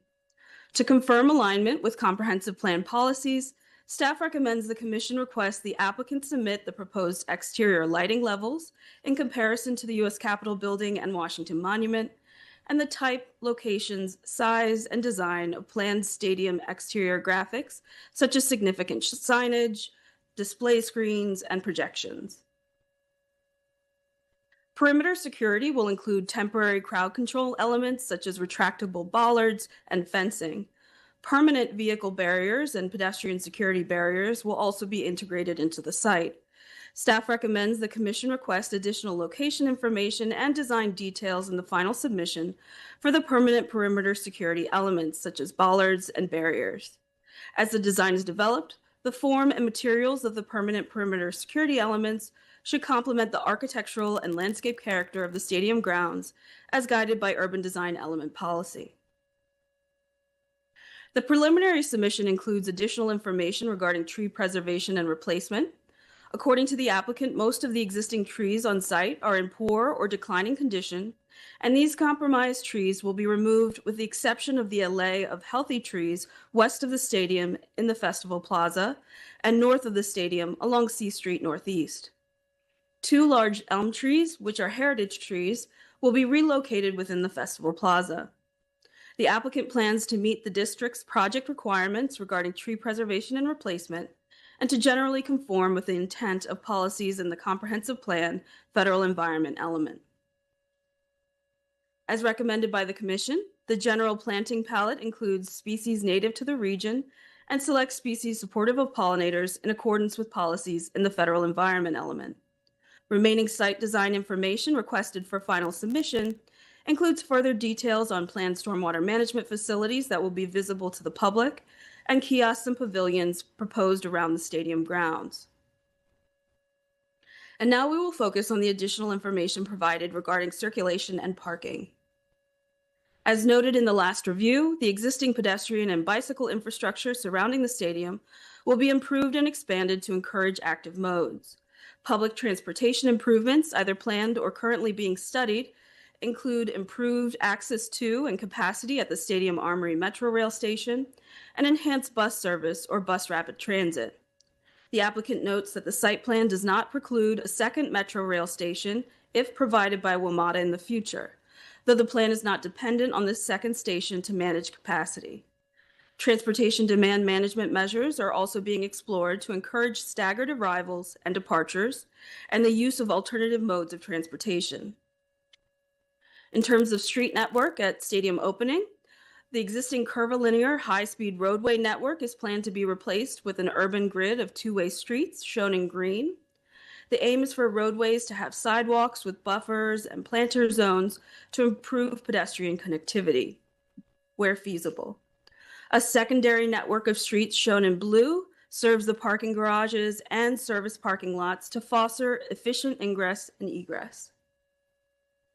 On game days, there will be special traffic operations. Closures around the Festival Plaza will allow for pedestrians to walk straight from the metro into the stadium without crossing a roadway. Drivers will be routed to use high-capacity links to nearby highways, and there will be barriers to cut through traffic into the neighborhoods. This slide shows the locations of the proposed garages mentioned earlier and surface parking, which are outside the stadium site under current commission review. Overall, there will be up to 8,000 parking spaces, with 75% in garages and 25% in surface lots on opening day. While these garages will be surrounded by development at full build-out, they will be highly visible in the early phases of the campus redevelopment project. Therefore, as part of any future parking garage submission, the applicant should evaluate alternative orientations for the G1 and G2 garages to reduce visual impacts of views to the stadium and from adjacent neighborhoods, lower garage heights, particularly for the G2 garage near the Kingman Park neighborhood, and/or phasing of garage upper floors as surrounding surface lots are developed, and active uses lining the ground floors of the garages to improve the pedestrian experience and create opportunities for community-serving uses.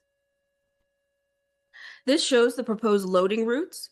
As noted at the commission meeting, loading and service areas often create a utilitarian side to buildings, which would be difficult to disguise in a prominent stadium that is viewed from all angles. The proposal aims to address this issue by locating the primary loading dock ingress and egress through a north tunnel under the stadium grounds, shown with a red arrow, avoiding service entry impacts to the design of the stadium building. However, to also prevent visual impacts of the loading entry on the experience of the stadium landscape, staff recommends screening the loading tunnel entry from pedestrian pathways and seating areas with vegetation. And finally, in terms of coordination, the applicant conducted additional community open houses last week and is continuing ongoing coordination with the federal stakeholders, including NPS and the DC National Guard Armory.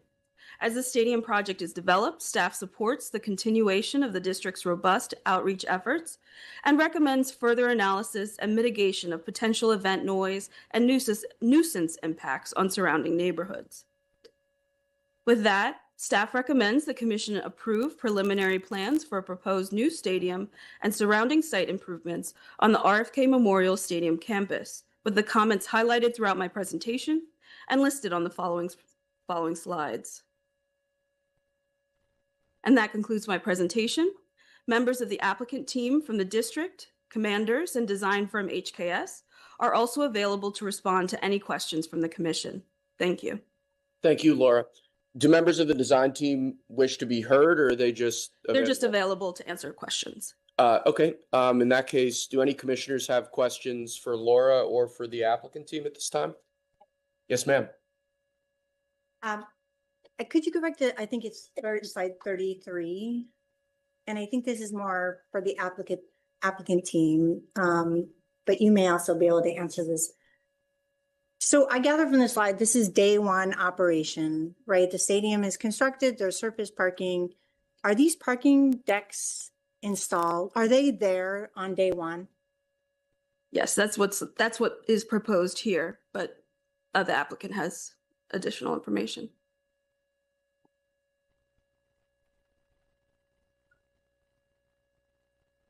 Executive, and I'm joined today by Mike Dry, HKS Architects. They're the design architect. He may need to come up to answer some of these questions. Those two garages will be there on day one. So help me understand why we're not seeing the development of those with the stadium package, because they don't have independent utility. They would not be there if you were not building a stadium. And I think I had asked this before and recommended that when you came back, that the parking garages, some development of them be shown. Yeah, Mike, are you able to respond to that in terms of timing? Thank you.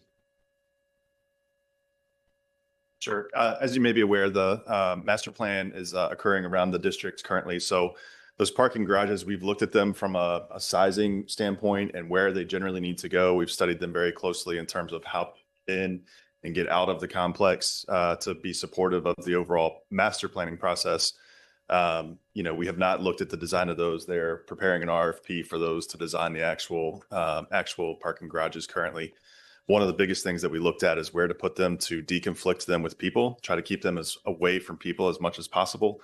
So that's the level that we've looked at it. Really just the fluidity of getting cars in and out, keeping them away from people, minimizing conflicts. Worked with DDOT, on that development as much as we could. I get the locating and I get the master plan, but this is really outside the master plan because the master plan is not going to be looking at the stadium, right? So I'm a bit concerned that you're moving forward. I'm not quibbling about the location, but it's part and parcel of the stadium. So we should be seeing it as a complex and understanding how those frame the complex, because they do frame it. They're in their locations. So it would be great if when you came back, you gave us a bit more information on those so that we could understand how they fit into the overall design of the stadium. Because it does, looking at it from that 360 view, these two are in the way and they're part of that view, and understanding how they affect that view and how their design coordinates with the stadium is really important in approval of the stadium. Thank you. I would just echo what Commissioner Stidham said. I think particularly the G1 parking facility affects important view sheds. And I mean, the stadium looks beautiful right now. But as I've said previously at NCPC meetings, I have rarely, if ever, seen a beautiful parking facility. So I think understanding how that affects the overall project plan and what the stadium will actually look like to people once it's complete, I think it's really important. So thanks for raising that, Tammy. Understood, Chairman. Do we have any other questions either for Laura or for the project team at this time? I have one. So everyone that I've shown the renderings to loves it. Even for Passover dinner last night, everybody liked it. But there was one question that came up I thought was interesting. So I want to go back to the parking again, because walk me through your thinking around the parking, and specifically you have two surface lots right by a plaza. So I'm thinking that you had an opportunity to do different things with that space. You have this great plaza where people will be able to hang out. Why did you decide to put surface parking to the right of that? Surface parking to the right. To the right. You have two lots. You have two lots on the right side of that map. Like, sort of walk me through because you have public transport here. The roads are more running by G1 and G2. Tell me what you're thinking about that. Yeah, ultimately, I believe the master plan envisions a very active pathway there, so that as people are coming off of the metro, we expect somewhere in the neighborhood of 50 to 60% of patrons who visit the stadium to come from that direction. So the goal, I believe, of the master plan was to really enliven that direction up by the Festival Plaza, to have active retail, things of that nature from that direction. When we look at the cars and how they get into the site, really focusing on getting people into the parking deck, out of their cars as fast as they can, and get them onto their feet. So we're not deconflicting. That was the large kind of focus on But the the two surface lots you have right there, is that supporting like retail and other things that we don't necessarily see, or like what with surface with all lots the, there with all the are- ways to get to this place? You could have had something else there, like, expand the plaza or do something else with the space. Why did you put two surface lots there? Is it possible for me to speak? Sorry, Commission. go ahead. My camera is not working, but this is Andy Van Horn, head of real estate for the Commanders. Those two lots exist today, and they are being reused from previous RFK Stadium. We will replace those with a mixed-use development environment, including live entertainment, bars, restaurants, apartments, and hotels. So those are temporary, and having been historically there, we were reusing them, and then we replaced them with, a very active entertainment district. And so after those are redeveloped, the only real tailgating spot, I'm just planning for myself for the future, would be to the southwest. Is that correct? It is envisioned that we will also build housing and hotels there, but we have heard very much from our fans and others that we should continue to find surface parking spaces for tailgating and other, kind of traditional uses like that. So we are exploring that, as well as the mixed use environment that will wrap the G1 garage. And I apologize for my camera not working. No, thank you, regardless of the camera issue. Are there any other commissioners that have questions either for Laura or for the project team at this time? Mr. Chairman. Yes, sir. I appreciate as the defender of the Capitol here, the applicants coming back with the elevation views that we asked for previously. I think that slide was particularly helpful, and the additional column detail. I appreciate that. I think for future submissions, it would also be useful, at least for me, to see rendered views from probably the Lincoln Memorial and potentially Arlington Cemetery viewpoints, just to take the stadium in context. It looks like it will probably be predominantly hidden by the Capitol building, but I'd like to see what that looks like, a little more than my back of the envelope math. Understood. Thank you. Thank you, Commissioner. Any other commissioners at this time? We have two individuals who have signed up to speak to members of the public. The first is Fraser Walton, who's representing the Kingman Park Civic Association. Is Mr. Walton with us? Mr. Chairman, we don't have Mr. Walton at this point. If we could start with Mr. Flanagan, Okay. and we'll see if Mr. Walton joins in time. Neil Flanagan, who is speaking in a personal capacity. Mr. Flanagan, you have 3 minutes to provide your testimony. Please proceed when you are ready. Thank you, Commissioner. Can you hear me? Yes, sir. All right. Commissioners, I encourage the Commission to approve the preliminary site and building plans for this project because of the important precedent it will set in regard to the Height of Buildings Act of 1910. In particular, since the law's amendment in 2014, the Zoning Commission and the Zoning Administrator have adhered to a literal reading of subsection H of the law at the expense of architectural creativity. In endorsing the colloquial definition of the word dome proffered by the applicant, this commission will open the door to a new era of rooftop variety and hopefully precipitate the revision of this obsolete law. I ask the commissioners to refer to my written comments for significantly more in-depth and technical analysis than is possible in 3 minutes.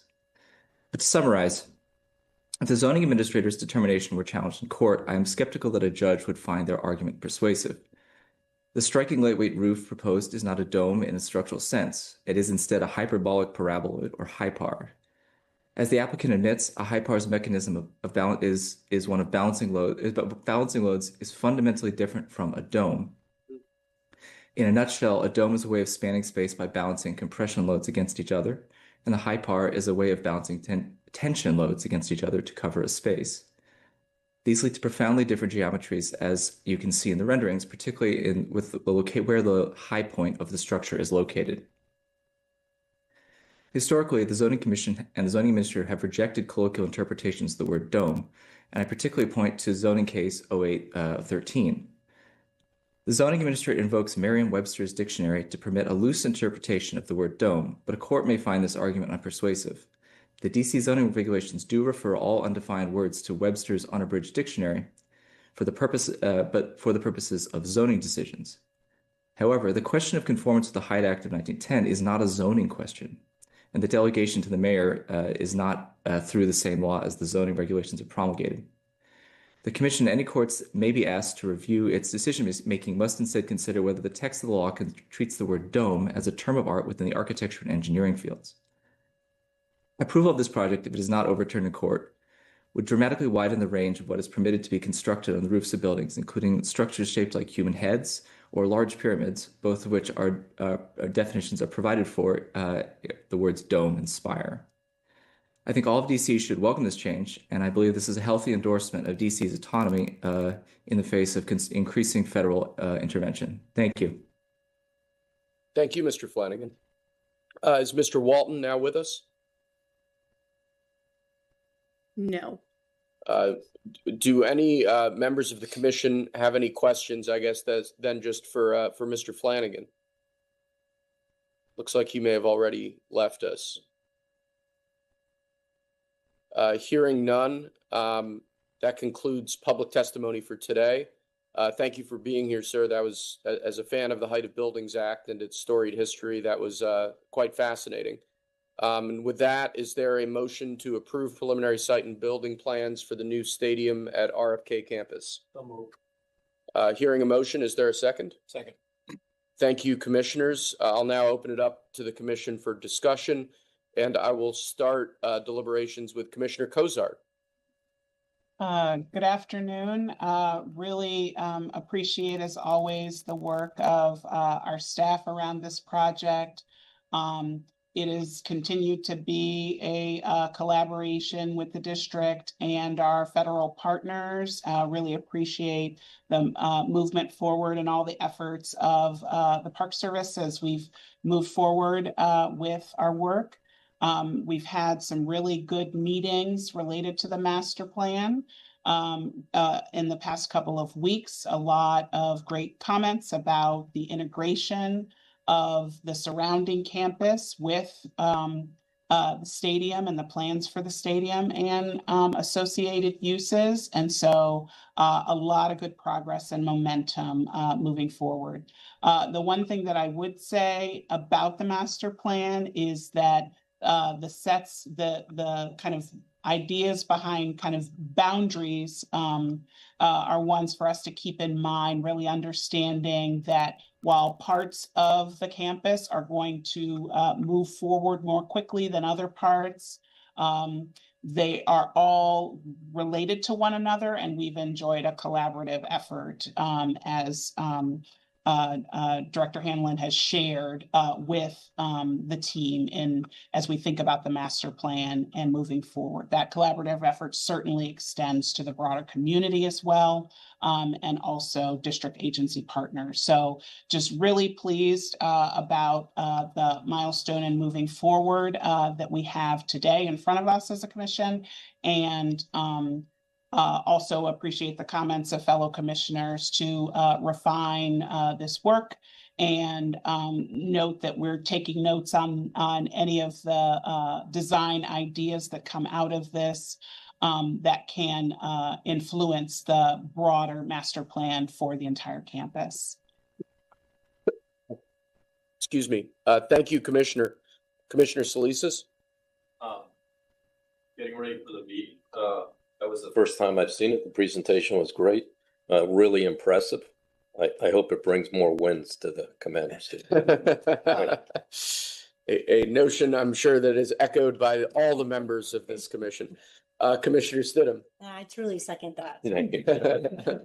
I wished it for the hockey team in their improvements to their structure. It's not seen fruition yet, but maybe, yes, maybe soon. minus the parking structures and my comments there, I have to say you've taken a very thoughtful approach to the setting of the stadium, and you've thought about it more than just on game day, which I think in the city where open space is very lacking and in great need everywhere, that you are really considered how that landscape can be used outside of a game day. And I think that's important to this community. I think it's important to the community that uses the fields that will stay, and everyone on that side of the city and throughout the. So I commend you for thinking about it holistically in that manner. The design is exquisite. You have taken into effect the necessary height, the necessary scale, umbrage to the previous stadium, while making it larger, which has been, I think, an idea since before the 1990s, frankly. A while. Yeah, it's a while, quite a while. So I just, you've done a great job. Please roll in those parking garages in a way that improves even more than you already have. And that's it. Thank you, Commissioner. Commissioner Arga. I would say that I don't have much to add beyond that, other than being really impressed with where we are now, and I'd like to align with my fellow commissioners' comments. For John. Thank you. Thank you, Commissioner. Vice Chairman Levenbach. I've shown the renderings to so many people that I've been talking to, and every single person loves it. So to go from a project that did not have unanimity to one that does causes a little bit of whiplash. But that said, I appreciate all the thought, and I know you've worked well with the staff, and so thank you for your efforts. Thank you, Mr. Vice Chairman. Commissioner Blair. I think I would just say that everyone's very excited about this project, and I agree it's very well done, and look forward to seeing it proceed to the next phase. Thank you, Commissioner. Administrator Forrest. Yeah, thank you very much. And I'm just so excited about the evolution of the project and how people are working together. I have to say, I'll shout out Commissioner Stidham and others who asked about the parking and G1 and G2. I would just say, had we not asked some of those questions, I might not have learned about some mixed use opportunities and what you're looking to do. It would just suggest in that fullness of transparency as you evolve the project that that's just volunteered and brought to our attention, so we can share some of the thoughts and the excitement behind that as well. Thank you. Thank you, Mr. Administrator. Commissioner Dixon. First, I want to associate myself with the planning director's comments, but I would say that I'm excited. I'll be more excited if I get a chance to go into the stadium. I haven't been to one in about 20 years in many stadiums, but that's another discussion. And I'm glad to see it coming forward, and hopefully those who do go will enjoy it, I think. Thank you, Commissioner. Commissioner Cash. I'm just going to reiterate all the great design work on the stadium itself, but I also really want to underscore the need to see these garages as part of the package. So, I mean, I see these stadium renderings and I'm loving them. And then all of a sudden we see the view from the East Capitol Bridge and Whitney Bridge. And you have that. I'm reminded when we talked about Pennsylvania Avenue, it's this wide vista and we don't want anything obstructing anything. It's our view from the Capitol. And you have like this gray box on the side that you just see there. And in the winter, it's going to be even more visible. So I really think that we need to see what the box is going to look like. Remember that the Height of Buildings Act is a limit, not a ceiling, and see what we can do to make those parking garages better. So I'll disagree. I think there are some garages, if you look, you can be creative enough. Anyone that's been to National Airport, if you have to have a garage that looks okay, let's hang a bunch of plants on the side of it and make it look like it's not just a big utilitarian mess. So I think that we have an opportunity here where we have a stadium that's really panning out to be beautiful when a lot of people didn't think we could do what we're doing there on the site. And let's see if we can make the garages maybe do the same, because there is going to be a need for that. There's going to be a lot of people. We don't have new metro station there. Let's do what we can with the garages and make it kind of a forethought instead of an afterthought, because they're going to stay there, and let's make them look good if we can, since they're going to be there for the life of the project. So, but again, thanks to the design team on the stadium itself. I think that things are moving along great. So thanks. Thank you, Commissioner. Commissioner Henderson. Just echo the same comments about the garages, particularly G1, and have nothing else. Thank you. Thank you, Commissioner. Commissioner Giacchetti. No comments other than to say I am supportive of the plans, and I'm looking forward to this project moving forward. Thank you. Thank you, Commissioner. I prepared a 40-minute speech on the history of the RFK Stadium campus. But fearing for my chairmanship, I'll withhold that for now, although I'm happy to provide it offline. I think the thoughtfulness of this project is apparent to all of us. I share Commissioner Stidham's concerns with what parking facilities are going to look like on day one. At our last meeting, Commissioner Cash also made some insightful comments about particularly truck egress, what the service entrance is going to look like. We have what appears to be a pretty good solution to that problem based on the current renderings and design. I look forward to seeing how that aspect of this develops as we move towards final approval. Overall, as I've said previously, I think stadiums and arenas hold a very important place in the urban landscape. I think that's been true historically. I think it's certainly true today. And I'm looking forward to seeing this stadium continue to come through to fruition.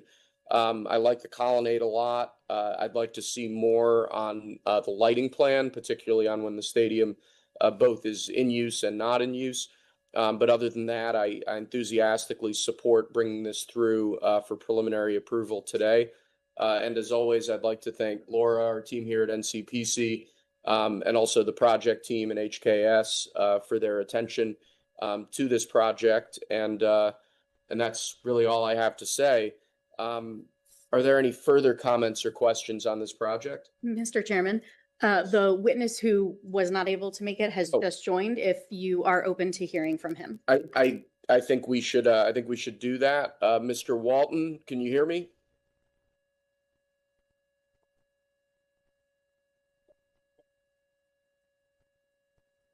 And to remind those watching, Fraser Walton. Yes, sir. Can you hear me?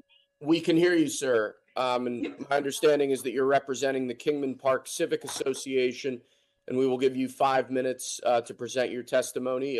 Please proceed whenever you're ready.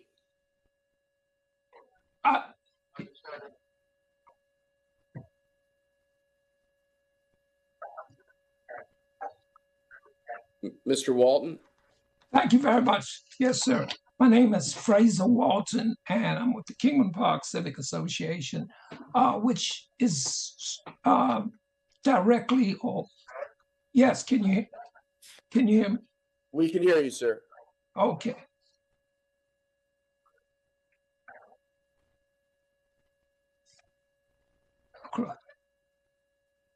And can you still hear me? Okay. Yep. And I'm sorry, I've had a problem. I've been here since the beginning, but I'm sorry about that. But just to briefly, yes, sir. Just to briefly.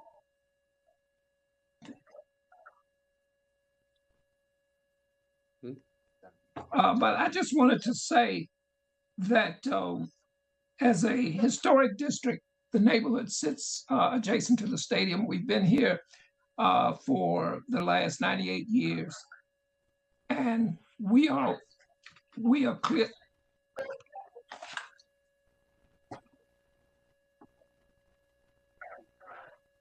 Yeah, he's got his YouTube up. So we can hear you loud and clear. I think you may have a YouTube video playing, or you may be watching the commission, and there may be a few seconds delay. If you just mute that, if you just mute that and talk, I promise you we can hear exactly what you're saying.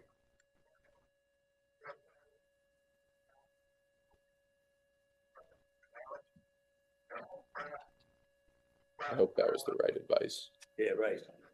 Okay, I'm trying to find out what the problem is here.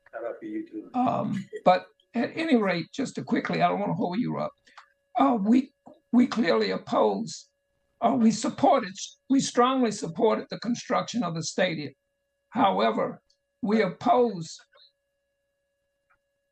the construction of a parking garage.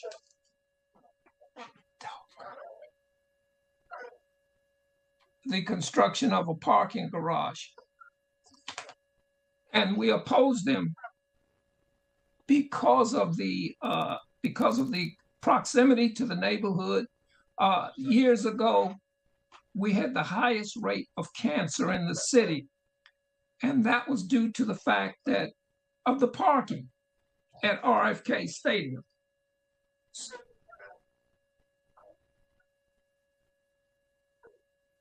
And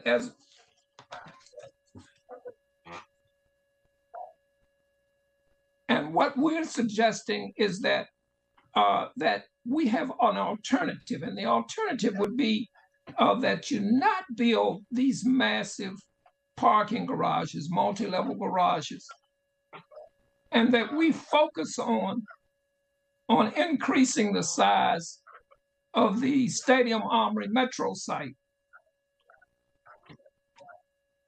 And we also suggest that we build a new subway stop at Oklahoma and Billings Road within the next 5 to 7 years. We are very concerned. I've submitted our statement.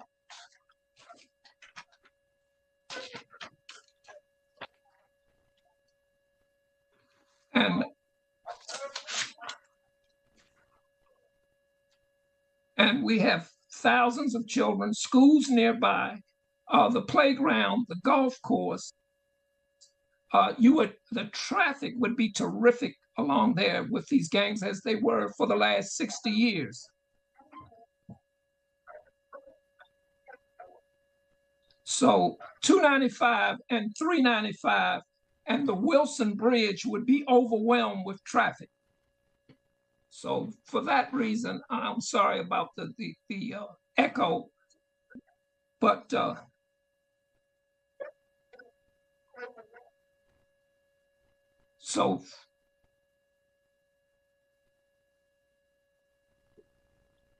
we will. I thank you for allowing us to speak. We will continue to participate in trying to fight the construction. We worked with the Navy for many years, the U.S. Navy.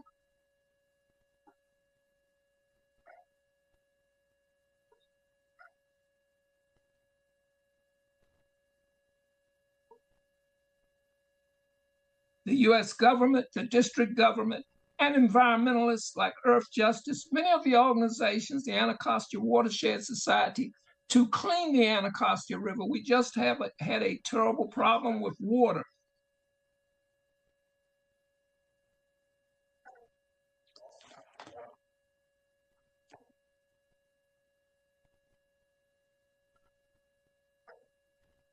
And so for that reason, I would ask you to think about it. And I appreciate the sincere interest each one of you all have shown in this garage problem, because it is truly a problem and it throws off the scale.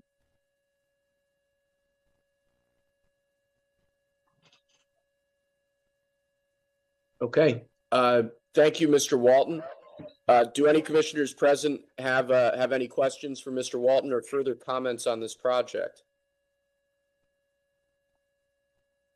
Hearing none, can the secretary please confirm the motion and the second?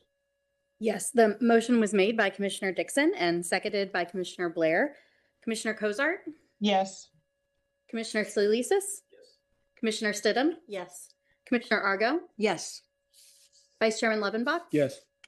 Chairman Scharf? Yes. Commissioner Blair? Yes. Administrator Forrest? Yes. Commissioner Dixon? Yes. Commissioner Cash? Yes. Commissioner Henderson? Yes. Commissioner Giacchetti? Yes. Motion carries unanimously. Thank you, Madam Secretary. We'll now move on to agenda item 9B, which is a request to approve comments on design concepts for the new plan for Pennsylvania Avenue. Pennsylvania Avenue is obviously one of the most important connectors within this city. It's bordered essentially on all sides by highly relevant historical structures, obviously core elements of our capital. I think it's very important, particularly as we move further into America 250, with all the events coming in the months and years ahead, that we have a plan in place to make Pennsylvania Avenue what it could be, which is truly one of the iconic roads, iconic streets in the entire United States. At the February meeting, we looked at this project, or I guess a previous iteration of this project. The project partners leadership are actively discussing a more efficient management structure that will oversee construction, long-term maintenance operation, and funding as well to address the needs of the avenue so that it will serve the American people, hopefully well into the future. And with that, we have Karen Shearhold from our team to present with us today. Karen, would you like to proceed? Yes, thank you. Good afternoon, Chairman Scharf and Commissioners. The National Capital Planning Commission, on behalf of the Pennsylvania Avenue Project Partners, requests the Commission's comments on design concepts for a new plan for Pennsylvania Avenue. Commission public feedback this month will help refine the designs considered for future analysis. In February, as you mentioned, the Commission heard an information presentation on the project background. I'll start by recapping some of the key points. NCPC is leading the Pennsylvania Avenue Project Partnership, which I'll refer to as the Partners or Partnership. That includes the 6 federal and local agencies shown here, with the U.S. Commission of Fine Arts as an advisor. The partners are working together to prepare a new plan for Pennsylvania Avenue. The project area is shown in the solid red outline. It focuses on the corridor, a 1.2-mile segment of Pennsylvania Avenue between the White House and the U.S. Capitol, and the 40 acres of adjacent public space and major north-south connections between the National Mall and downtown. The avenue and its immediate area are a National Historic Site, home to many historically significant buildings, statues, memorials, parks, and landscape features. The new plan will have 2 components, each led by a consultant team. The focus of today's meeting is on the public space plan, which will provide a design framework and guidance for the corridor and 3 main public space areas and address infrastructure modernization. Today, we'll share design concepts that will be further developed and included in the public space plan. Concurrent with the design work, the project team is working with partner agency leadership on implementation to identify an efficient management structure to address the immediate and long-term needs of the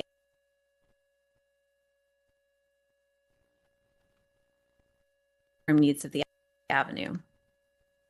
The new plan will also advance making the District of Columbia safe and beautiful by improving public space, security, and modernizing infrastructure. When complete, the new plan will replace an existing 1974 plan. It will include an executive summary and the 4 parts listed here.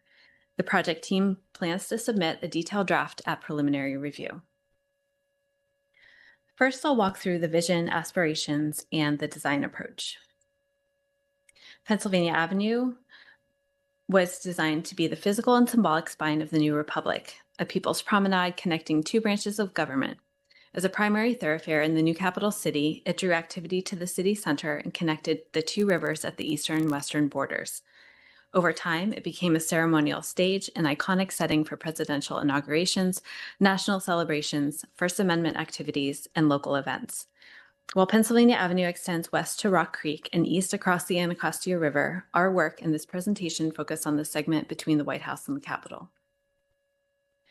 Building on its unique role in history, a new vision will revitalize the avenue as the nation's most prominent civic boulevard. With its framed view of the Capitol, classical architecture at Federal Triangle, and location in the monumental core, the avenue is a historic outdoor venue for spectacular events like the upcoming IndyCar 250 and the NFL Draft. This vision will also deliver a safe, beautiful, and revitalized street in the city that the city and the nation can be proud of. In so many ways, capital cities are recognized by the grand ceremonial spaces that represent their nations. The new Pennsylvania Avenue will stand among the great, on the same global stage as the great capital city boulevards in London, Paris, and Berlin. At the same time, the avenue will be a joyful and engaging space for downtown Washington, with amenities and activities that serve visitors, residents, and workers. The new plan lays the foundation to design and implement these aspirations, addressing the corridor in 3 main public space areas shown here. Pennsylvania Avenue is where Americans unite, where we convene to act, live, and gather.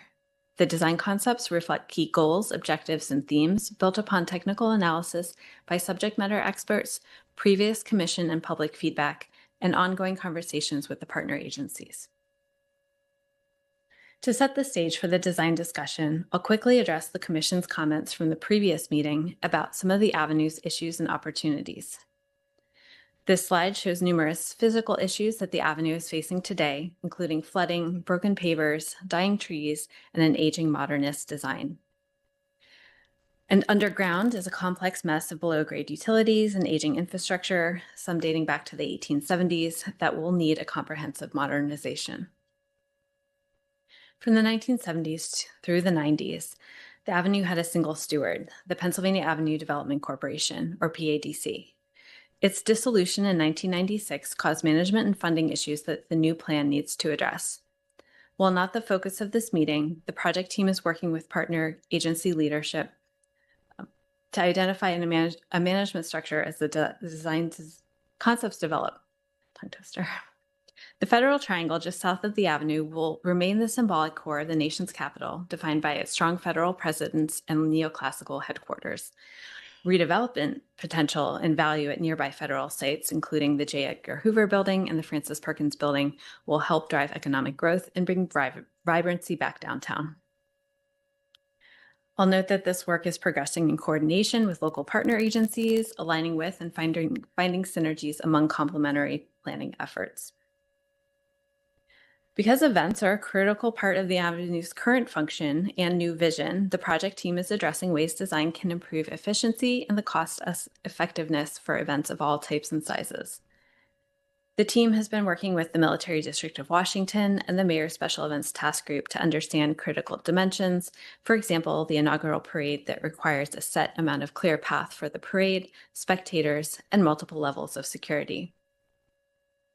There is consistently overwhelming demand to host events on the National Mall, which is often overprogrammed. The team is working with the National Park Service and event producers to ensure that design accommodates the needs for First Amendment activities, festivals, and other special events to reduce that pressure.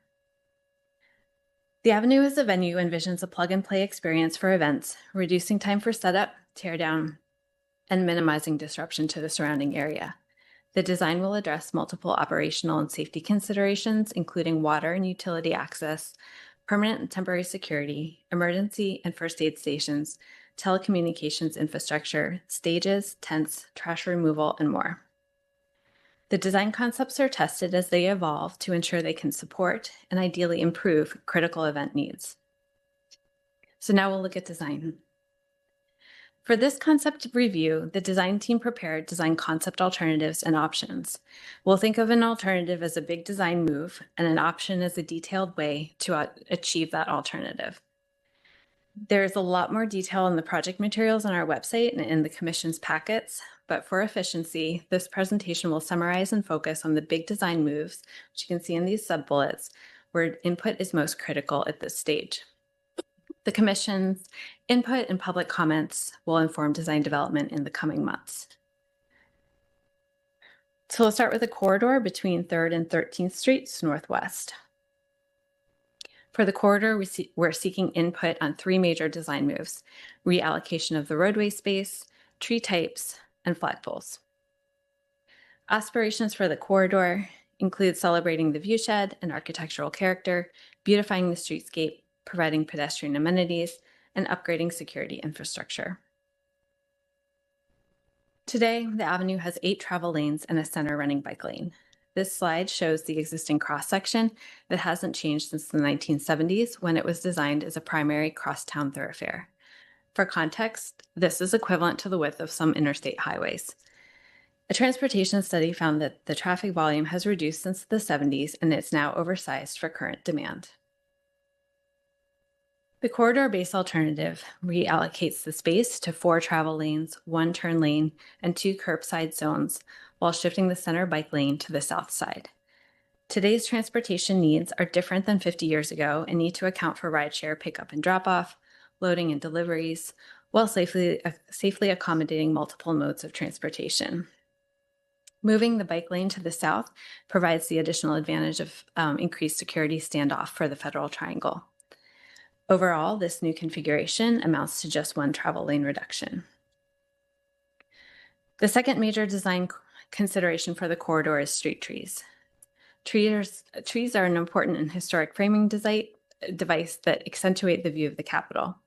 There are 2 options: canopy trees, shown on the left, and an alley of columnar trees, which we sometimes call fastigiate trees, to the right. Both options are laid out in a formal pattern next to the curb, with additional canopy and understory trees near the building line. The main difference here is in the shape and character of the trees closest to the curb. And then the third consideration for the corridor is flagpoles that enhance the ceremonial role of the street. Functionally, other vertical infrastructure may be integrated to these poles for everyday and event use, such as permanent lighting or temporary speakers and video screens. And I'll make 2 quick notes that we are showing the poles at 60 feet tall. And for comparison, other flagpoles along and adjacent to the avenue range from 40 feet to 100 feet. And also want to note that they are not designed to accommodate telecommunications infrastructure. We understand that telecom is a critical utility, but adding it to these poles would compromise their function as a consistent design feature and could become quickly outdated. So the next few slides show the base corridor configuration with the different tree and pole options. This is showing the canopy trees without poles. The canopy trees are on one side of the pedestrian promenade.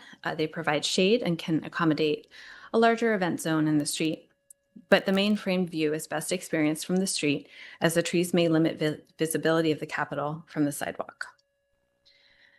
This shows the canopy trees with poles. The flagpoles add a formal ceremonial element that helps define the canopy tree line and frame the Capitol vista. This shows the columnar trees without poles. The alea of columnar trees, one tree on each side of the pedestrian promenade, provides a unique formal character and direct frame view of the Capitol. It offers less shade along the sidewalk, however, it may reduce the size of event zones. And this shows the columnar trees with the poles. The flagpoles complement the upright character of the columnar trees and enhance the framed view from both the street and the sidewalk. So here are the big moves we hope to get feedback on, all on one slide. The canopies with or with poles on the left, and the columnar trees with or without poles on the right. The design concepts will continue to be developed in further detail with a recommendation for further study on if and how functions can be integrated into the poles, including understanding their structural needs and considering ways to avoid impacting the historic character, views, and overall visual quality of the street. Next, we will look at the western end, which is near the existing Freedom Plaza. With proximity to the White House and the Wilson Building, this location is often used for First Amendment activities and local events. There are 2 main design moves at the western end. The historic alignment alternative restores the historic diagonal roadway alignment, creating 2 smaller plazas on both sides. And the central plaza alternative keeps the shape of the plaza and roadway circulation as it is today, but brings it down to the street level. Issues at the western end include the plaza's elevation, lack of shade and amenities, and a poor relationship to the surrounding buildings. Aspirations for the western end include enhancing comfort while maximizing flexibility as an event space and improving traffic circulation and access. So we'll start with the historic alignment alternative, which proposes a new design for 2 street-level plazas. The big move here restores the avenue's historic diagonal alignment as the primary vehicular route, shown in blue. Secondary circulation, shown with a blue hatch, provides access to adjacent buildings, and this option shows a shared street connection between the World War I Memorial and the White House Visitor Center, with driveway access to the Wilson Building. The diagonal roadway alignment creates 2 triangular public spaces, shown in pink. Together, these 2 plazas add shade and amenities, enhance the symbolic view, and create a large, flexible event space. There are different ways to connect the public spaces to the adjacent buildings, and this option shows a large plaza in front of the Wilson Building. The inaugural parade route, shown in red, will follow the diagonal roadway, which helps to reduce the number of 90-degree turns the parade must make. The other alternative proposes a central street-level plaza. The big move here generally maintains the current vehicular circulation as it is today, but around a new street-level plaza. Secondary circulation, shown in the blue hatch, provides access to adjacent buildings, and this option shows a shared street condition between the National Theater and the new plaza. The Central Plaza and connected public spaces, shown in pink, add shade and amenities, strategic tree placement and landscape frame the symbolic view and accommodate a range of events. There are different ways to connect the public spaces with the adjacent buildings. This option shows how temporary closures could extend the plaza to the National Theater. And here, since the plaza is street level, the inaugural parade, shown in red, can still go diagonally through, again, helping to reduce the number of 90-degree turns the parade must make, just something we heard was beneficial from the Military District of Washington.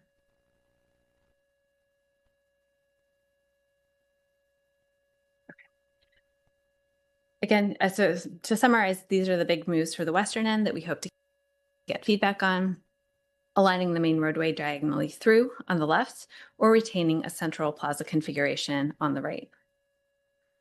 Design options will continue to evolve and be presented in greater detail at preliminary review, with a recommendation for further study to refine the functional and operational requirements for circulation, public spaces, and access to adjacent buildings. The next location we'll look at is Market Square. Market Square is one of the livelier areas along the avenue due to its access to transit, proximity to downtown and the National Mall, and a mix of commercial and residential uses. There's only one design alternative for this location. Despite being well used, it suffers from disconnected public spaces on either side of the street, gaps in retail and empty ground floors, and it can be confusing to find ways to downtown, the National Mall, and other area attractions. The existing roadway alignment does not change. The options here address improvements to the public spaces and pedestrian areas, shown in pink. The aspiration is to strengthen the avenue's core identity by celebrating key axes, enhancing connections to the National Mall and downtown, embracing its historical commercial character, and adding comfort amenities like trees and seating. Two options offer different ways to meet the aspirations. They both include a downtown gateway, formal and intimate garden spaces to improve Indiana Avenue, an enhanced pedestrian experience on 8th Street, and a covered marketplace and galleria off of Indiana Plaza. Design options will continue to evolve and be presented in greater detail at preliminary review, with a recommendation for further study to define and refine the functional and operational requirements of the public spaces, including their relationships to adjacent buildings, the broader public space network, and the transition between downtown and the National Mall. And finally, the last location is the eastern end at John Marshall Park. The eastern end is where most of the larger events on the avenue are staged, including an area that supports all of the back of house event supports. It steps from the Capitol grounds, the National Mall, and the National Gallery of Art. There is only one design alternative for this location. Despite its size, John Marshall Park is highly underutilized and has minimal visibility with elevation changes that impact access. The park is surrounded by a high concentration of daytime uses, such as courthouses, law enforcement, and embassy buildings that don't generally enliven the space and have robust layers of security requirements.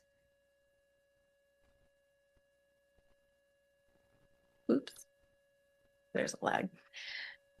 The existing roadway alignment does not change. The options here address improvements to the public spaces and pedestrian areas, shown in pink. Aspirations are to create a flexible event space that supports daily use, enhances comfort, preserves the 4th Street viewshed, and improves access and security. 3 design options offer different ways to meet the aspirations. They all include designs that address the grade change, integrate amenities and event support infrastructure, use landscape to create shade and accommodate a range of event sizes, and enhance views along the 4th Street axis. Again, design options will continue to evolve and be presented in greater detail at preliminary review, with a recommendation to further study and define the functional operational requirements of the public space, relationship to adjacent buildings, broader public space network, and transition between downtown and the National Mall.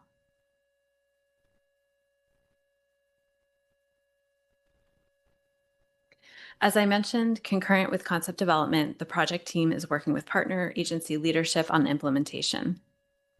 The goal is to identify an efficient management structure that can address the immediate and long-term needs of the avenue. Recognizing that a project of this size, complexity, and ambition doesn't happen overnight, the design team is also thinking ahead to factor how construction can be phased over time so that the corridor, public spaces, and/or smaller focused interventions could be implemented in phases in any combination or order as funding is available. Looking forward, we are looking forward to coming back to the Commission this fall for preliminary review and early next year for final review. As a reminder, our project deliverable is a new plan, which will include a schematic design that addresses both physical design and infrastructure modernization and provides guidance for detailed final design and construction documents in the next phase of work. I've highlighted the key comments and recommendations in the presentation. As a reminder, today's presentation focused on the big moves we hope to get feedback on, and design concepts will be further refined and developed for preliminary review. And before I wrap up, I'd like to give an overview of our upcoming public engagement opportunities. We'll have many opportunities for the public to take a closer look at the design concepts this month and provide input. We're hosting 2 online public meetings on the 8th and the 22nd. This is also an opportunity for the public to engage with the design team, and we'll have questions and answers. And we're also accepting comments submitted to our website through April 30th. And starting next week, there will be a Pennsylvania Avenue display at the National Building Museum, showcasing a lot of the content that we walked through today. That will also be up until April 30th.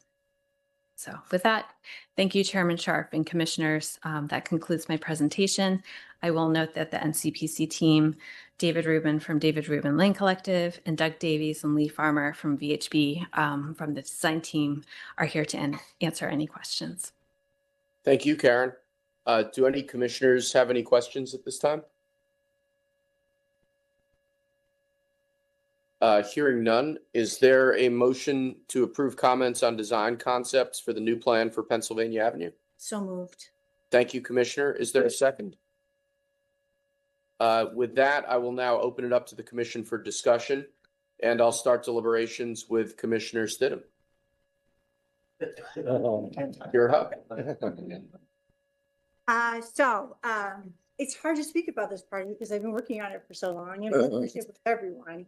And I have to say, to be at this point is fabulous. I think I've said for many years, we'll never get to this point, and here we are. So it's great to have some ideas, some big moves before us for consideration.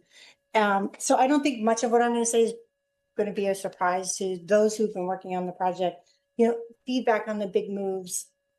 I think for the corridor configuration, I think the canopy trees do the best job at framing the avenue and giving that sense of space while providing that pedestrian shade that everyone needs so badly. I'm not a fan of the poles. I get the move that makes and the symbology that brings. But I'm concerned with its introduction as an element on this very important avenue and what they may be used for in the future. Everyone sees a pole differently. So from the Park Service's perspective, that pole also can be lights, it can be a telecom feature, it can be something no one has even dreamed of yet. And I think it provides management and operational challenges that we can't even think of today. And I think there may be other temporary ways to provide that same symbolic nature as a permanent pole was, in a way that is more synthetic of this as a National Historic Site. So keeping that in mind. For the Westham end of Freedom Plaza, I love the historic alignment. I think it puts the White House Visitor Center and I think it puts the Wilson building in a much better setting that is more suitable for those two structures. It's more pedestrian friendly. I think it's more welcoming. I think it does a better job of dealing with the traffic and events. So I think it provides a lot of opportunities that maybe the other option doesn't. Market Square, I don't think you can go wrong with either of those moves. John Marshall has to be one of my favorite spots. I call it like the secret garden. No one really knows it's there. And then when you come upon it, you're like, wow, Nobody uses this space. This is a great space and we're doing great improvements to it now. So go there after May 1st and you will be just amazed at how beautiful it is with the new paving and the fountains. But beyond that, I don't think you can go wrong with any of the options. I think it cries to be an event space. I think it's deserving of that. I would look for ways to make it more adaptable. So no stairs, no walls, or minimum amounts to allow for that to be a very accessible space and usable for a variety of events and flexible, right? So they can handle whatever, be it a upcoming memorial, a great concert, barbecue, whatever. I think that it has great opportunities. So I think thank you again for the presentation. I think the staff and the consultant team is doing a great job of bringing this all together and thinking about not just the big events, but also the day-to-day activities and how this sort of blends into the city and used daily and those big events. So thank you. Thank you, Commissioner. Commissioner Argo? No additional comments. It's exciting. It's wonderful to see this development. Appreciate the work that's been done here.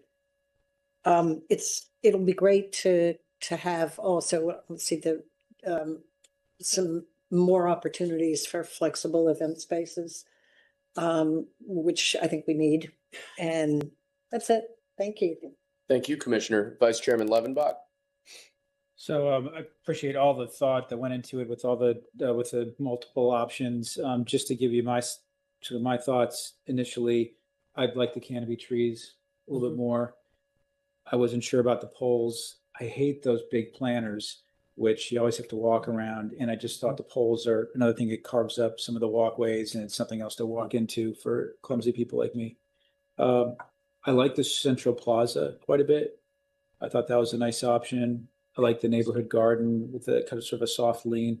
I thought the pavilion was interesting. I think like how it, putting in the context of what other types of space there are in that area. And this one looks like it provides a little bit of structure for an event. I thought the pavilion was interesting. So anyway, look forward to seeing how it develops. Thank you, Mr. Vice Chairman. Commissioner Blair? No comments to offer. Thanks. Thank you, Commissioner. Administrator Forrest? Thank you very much. So 30 years since PADC was sunsetted, and I am just so energized by this presentation and the hard work that you guys put into it. I think it's awesome.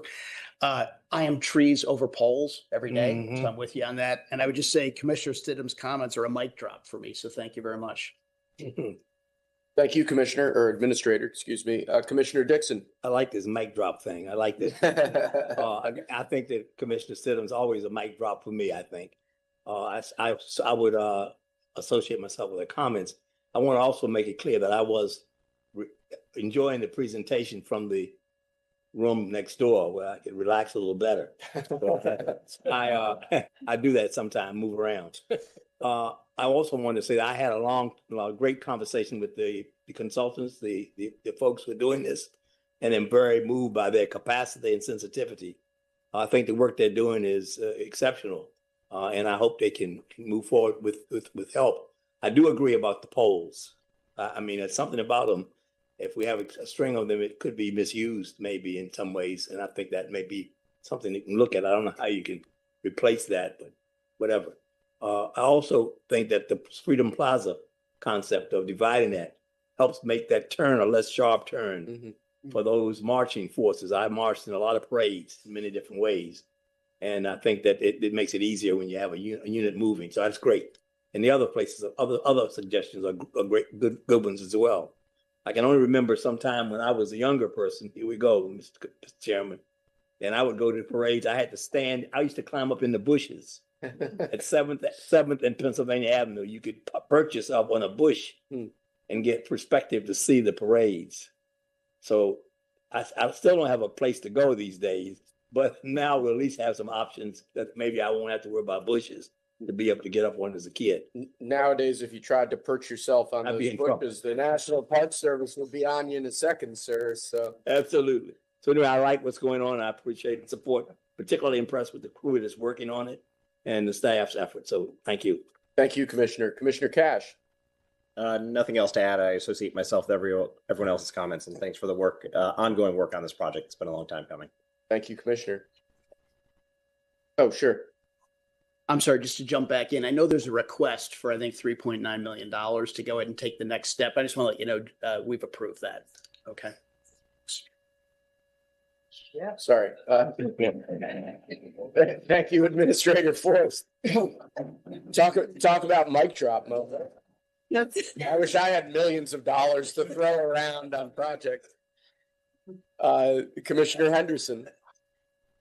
If there's a move to get away from the poles, I think losing the ability to display flags along the avenue would be a loss. So I don't know how that would get replaced if it weren't for poles.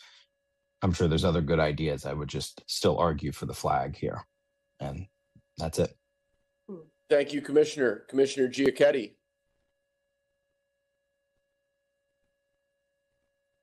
Did we lose Commissioner Giacchetti?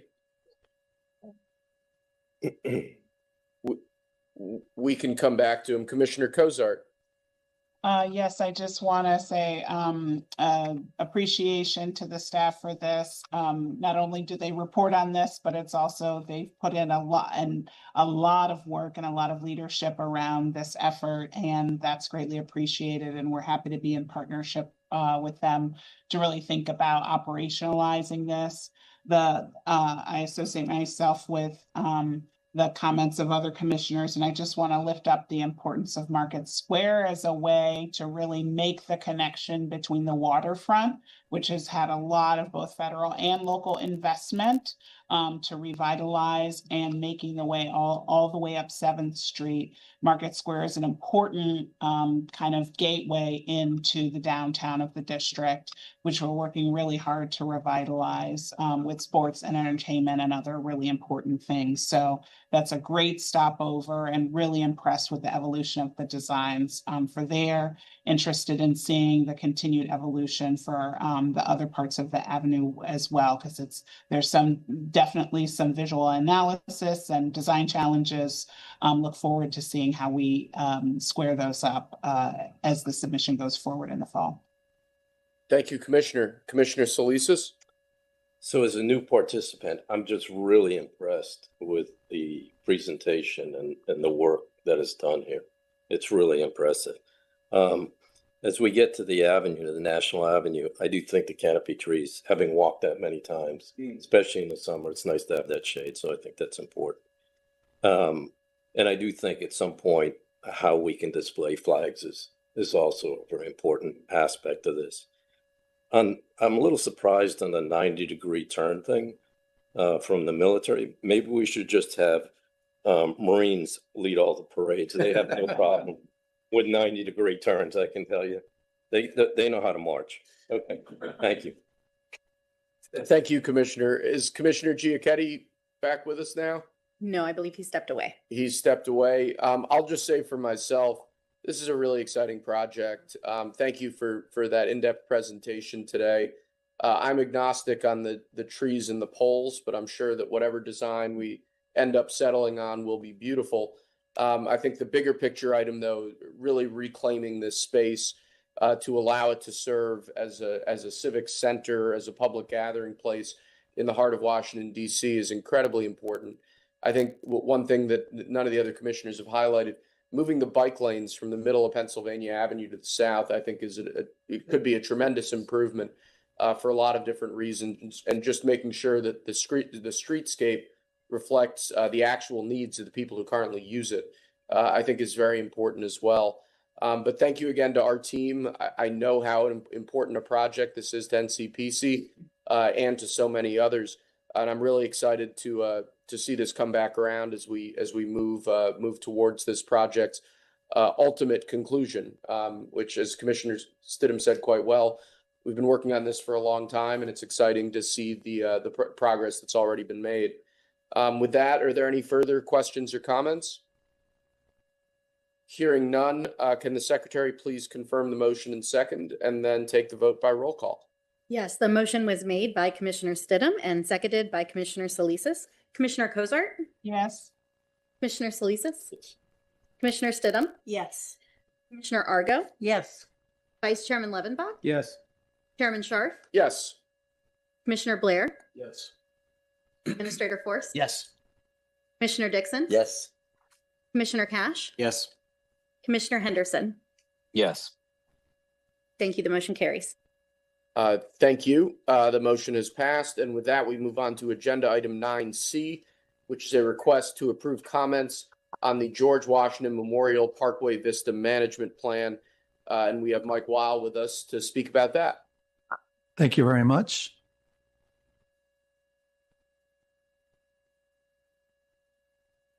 Good afternoon, Chairman Scharf and members of the Commission. The National Park Service is developing a long-term management plan for 15 vistas along a 2.65 mile stretch of the George Washington Memorial Parkway, which is located in Arlington, Virginia.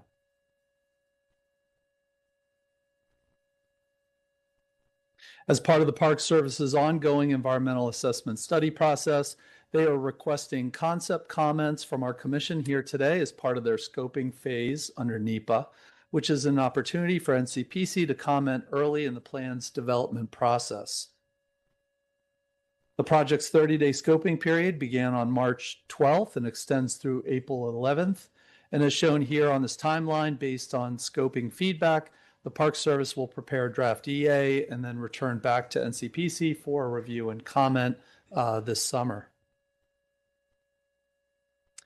This map shows the 2.65 mile section of the parkway where the future Vista management plan would apply, extending between Chain Bridge in the north and Spout Run in the south. And the plan segment is part of the larger 25-mile long George Washington Memorial Parkway, which honors the nation's first president as a scenic roadway that protects the cultural and natural resources along the Potomac River. The parkway is part of a comprehensive system of parks, parkways, and recreational areas surrounding the nation's capital. This Vista management planning effort was born out of a larger rehabilitation project for the northern portion of the parkway, which NPS initiated in 2022 to improve safety, drainage, and the user experience, while also preserving the parkway's historic character. And this rehabilitation project is now virtually complete.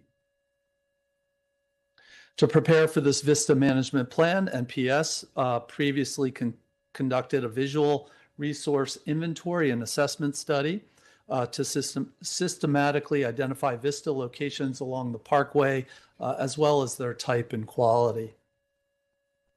Of the 5 different Vista ratings identified through the study, the Vista management plan considers the vistas that are rated in the 2 highest category ratings: the superior class vistas with striking and dramatic views along the parkway, typically with man-made features in the distance, and then the high class vistas capture the scenic beauty of the Palisades and gorges area along the Potomac River.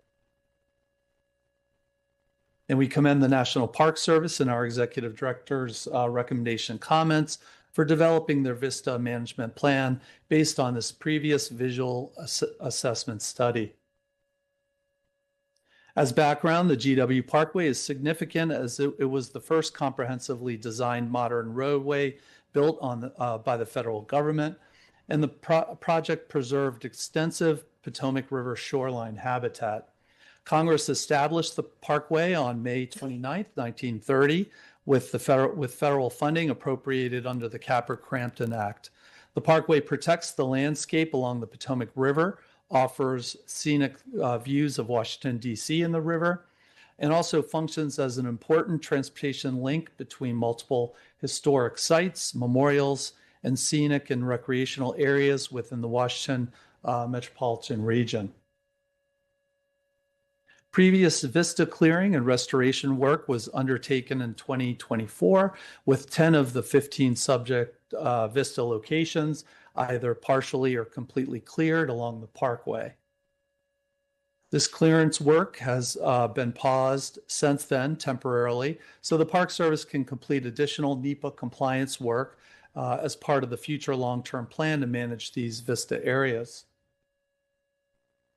The purpose of the plan is to manage these parkway vistas with recognition of the GW Parkway as a scenic, historically significant, and as part of our regional system of parks, parkways, and recreational areas.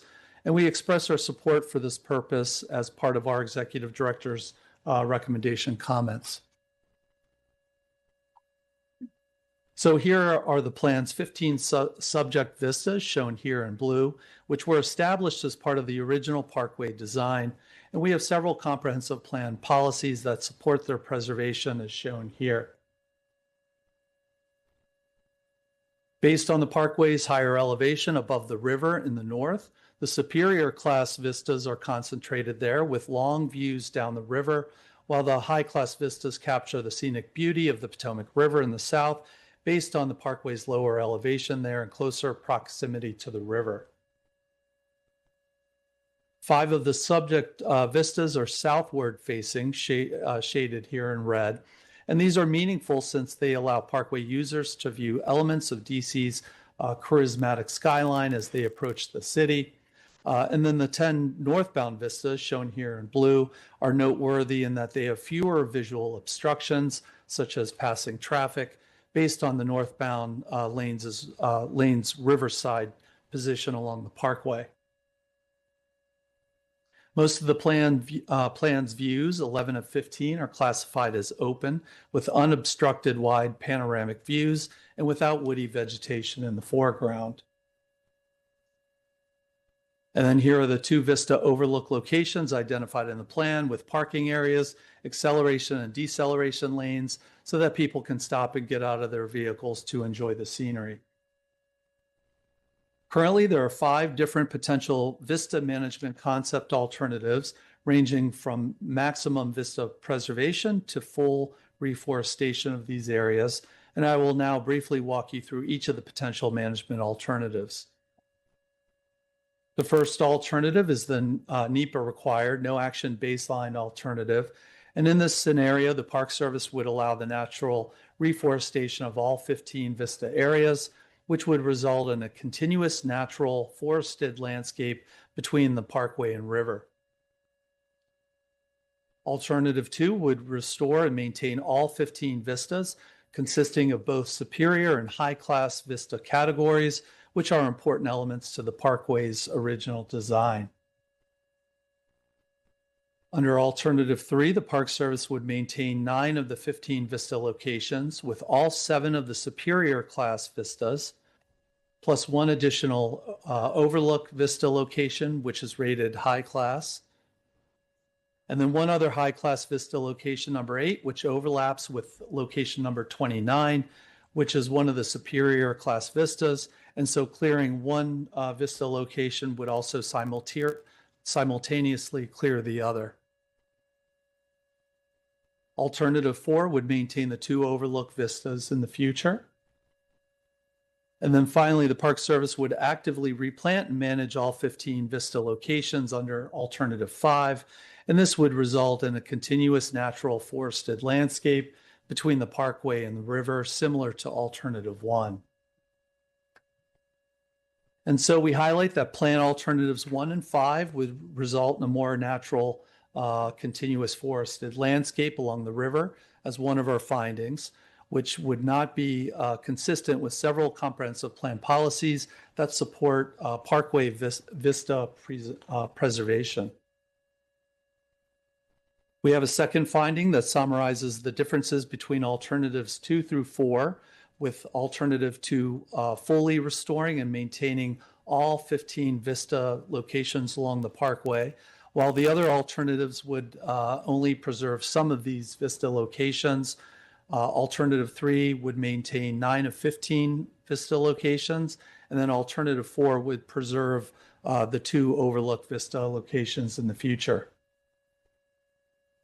And since this is still early in the Park Service's EA process, we find that additional information and evaluation is needed for the Commission to better understand the trade-offs between the different alternatives within the context of historic preservation, resource protection, maintenance, and funding. We note the Vista Management Plan is still early in its EA process in the scoping phase, and we recommend that the Park Service continue its coordination with all appropriate stakeholders, members of the public, and consulting parties through their ongoing NEPA and Section 106 processes. So with that, that concludes my presentation. All of these comments are included in our staff report to the Commission. We have also incorporated many of our comments into today's presentation. And I would like to note that we have 5 Park Service representatives here with us today, one of whom is Jennifer Modello, who is the superintendent of the George Washington Memorial Parkway, who would like to provide a brief statement in support of the Park Service Vista plan immediately following my presentation. And then we also have 4 other Park Service members here today who are available for any questions that you may have as well. Thank you. Thanks a lot, Mike. Superintendent Modello, if you'd like to. Yes, please. Whenever you're ready.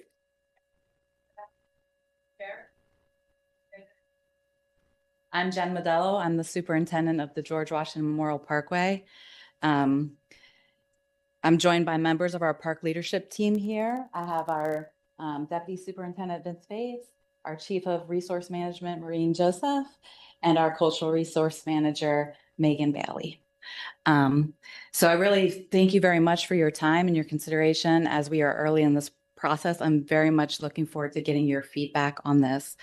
As part of our ongoing commitment to the North Parkway Section Rehabilitation Project, this is a major undertaking. The first time the road has been rehabilitated since it was originally completed, this section in the 1960s. This project is nearing completion. As we were going through this rehabilitation, we also wanted to look at the historic vistas and take care of those. As you know, we started that work as described by the staff here. And as we were undertaking that work, we determined that the scope and scale of removal of native plants was much bigger than we originally thought.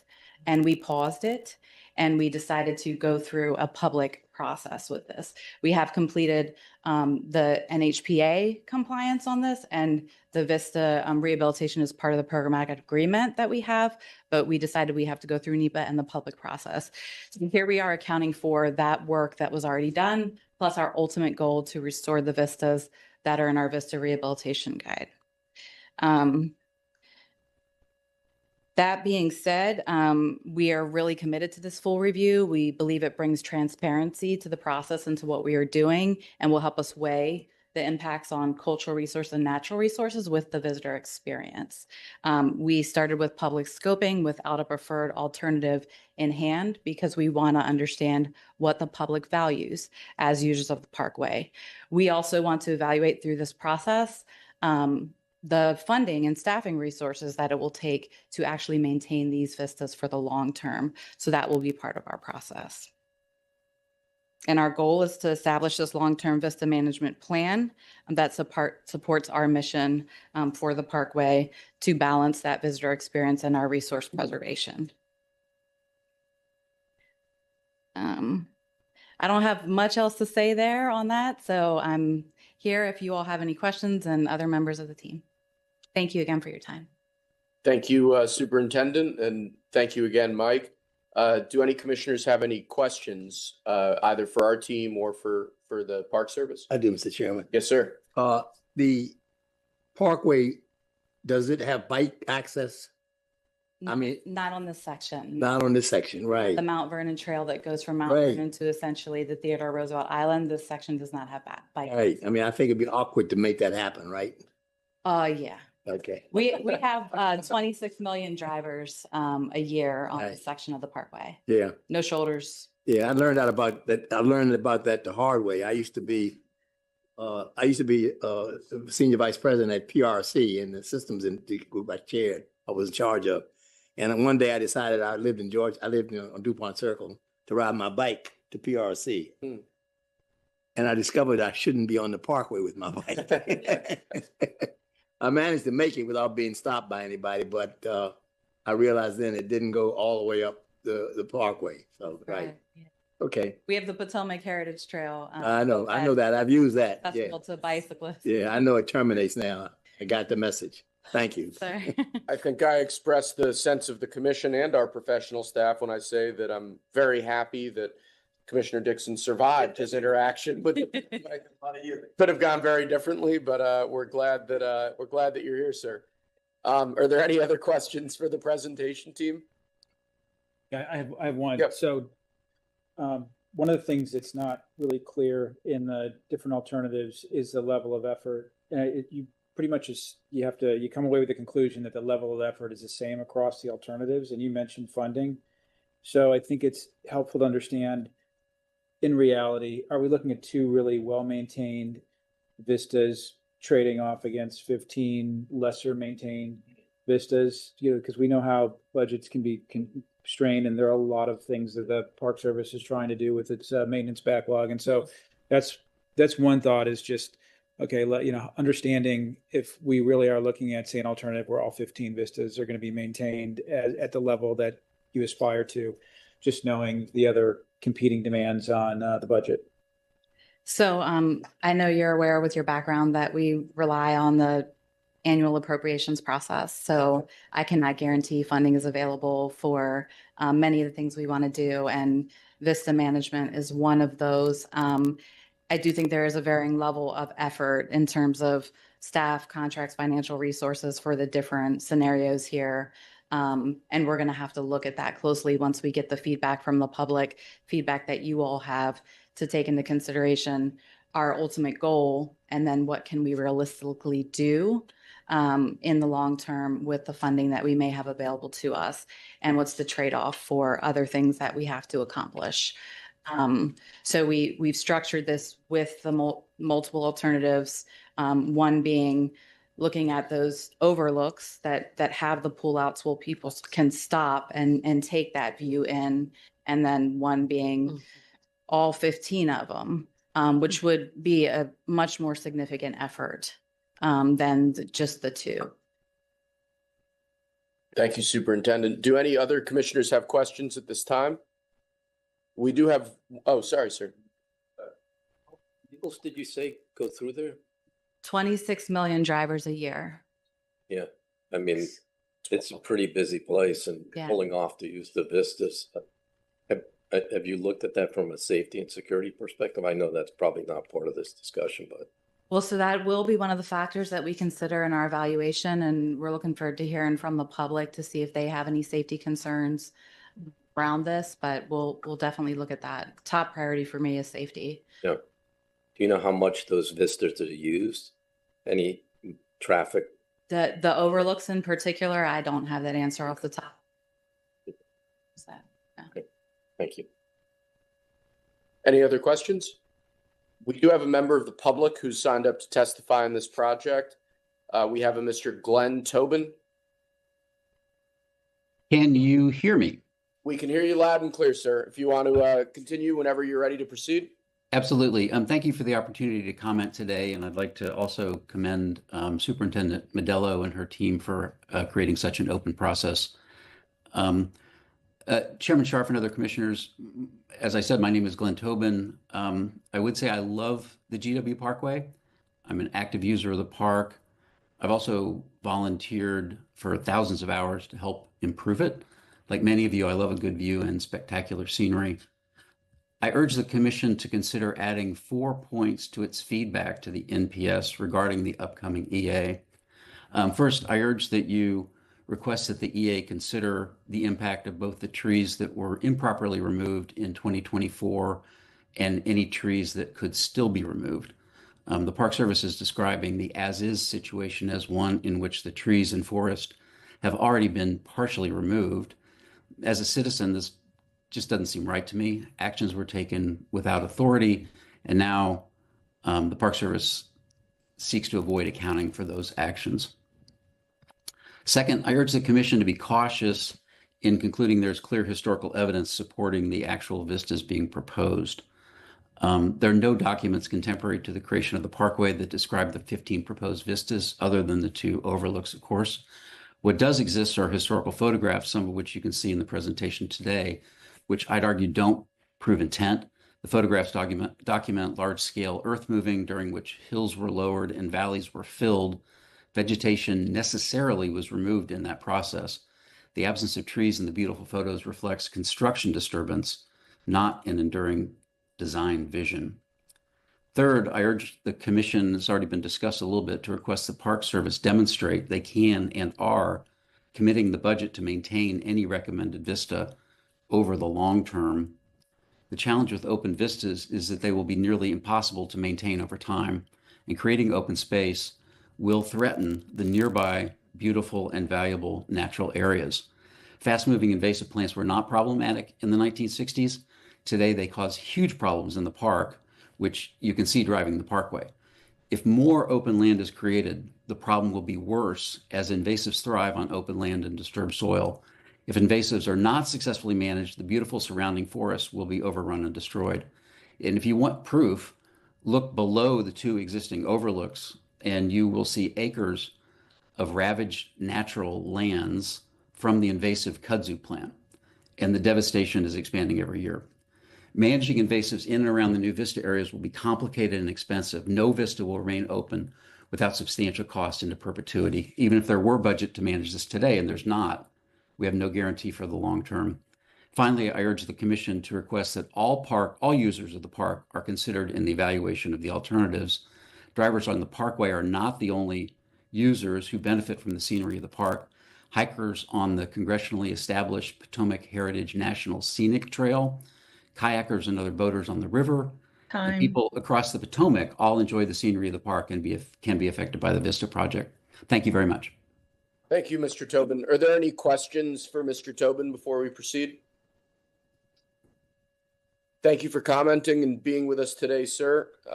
With that, that concludes public testimony. Is there a motion to approve comments on the George Washington Memorial Parkway Vista Management Plan? So moved. Is there a second? Hearing a motion and a second, let's open it up to the commission for discussion. And I'll start the deliberations again with Commissioner Stidham. Thank you. And thank you, staff, for the presentation.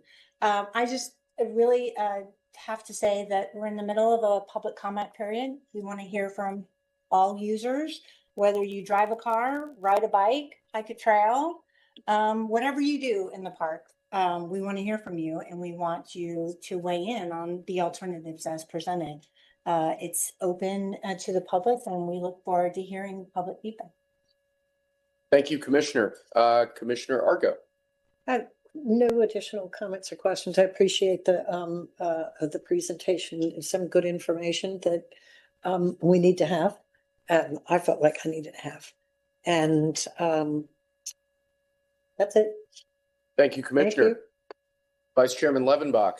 Well, it sounds like the process you're going through is very deliberative, and you're thinking about your budget, which is going to be important when you evaluate the alternatives. So thank you. Thank you, Vice Chairman. Commissioner Blair. No comment. Thank you, Commissioner Blair. Commissioner Tunstall Williams. Yes, thank you. First, I'd like to thank the Park Service for the thoughtful approach to this project. One of the beauty of coming along the Parkway, and I typically mostly use it coming to or from either airport, and I'm always welcomed home by the beautiful views. And so that's something I really appreciate about the Parkway. So I'm glad to see that you guys are thinking about it.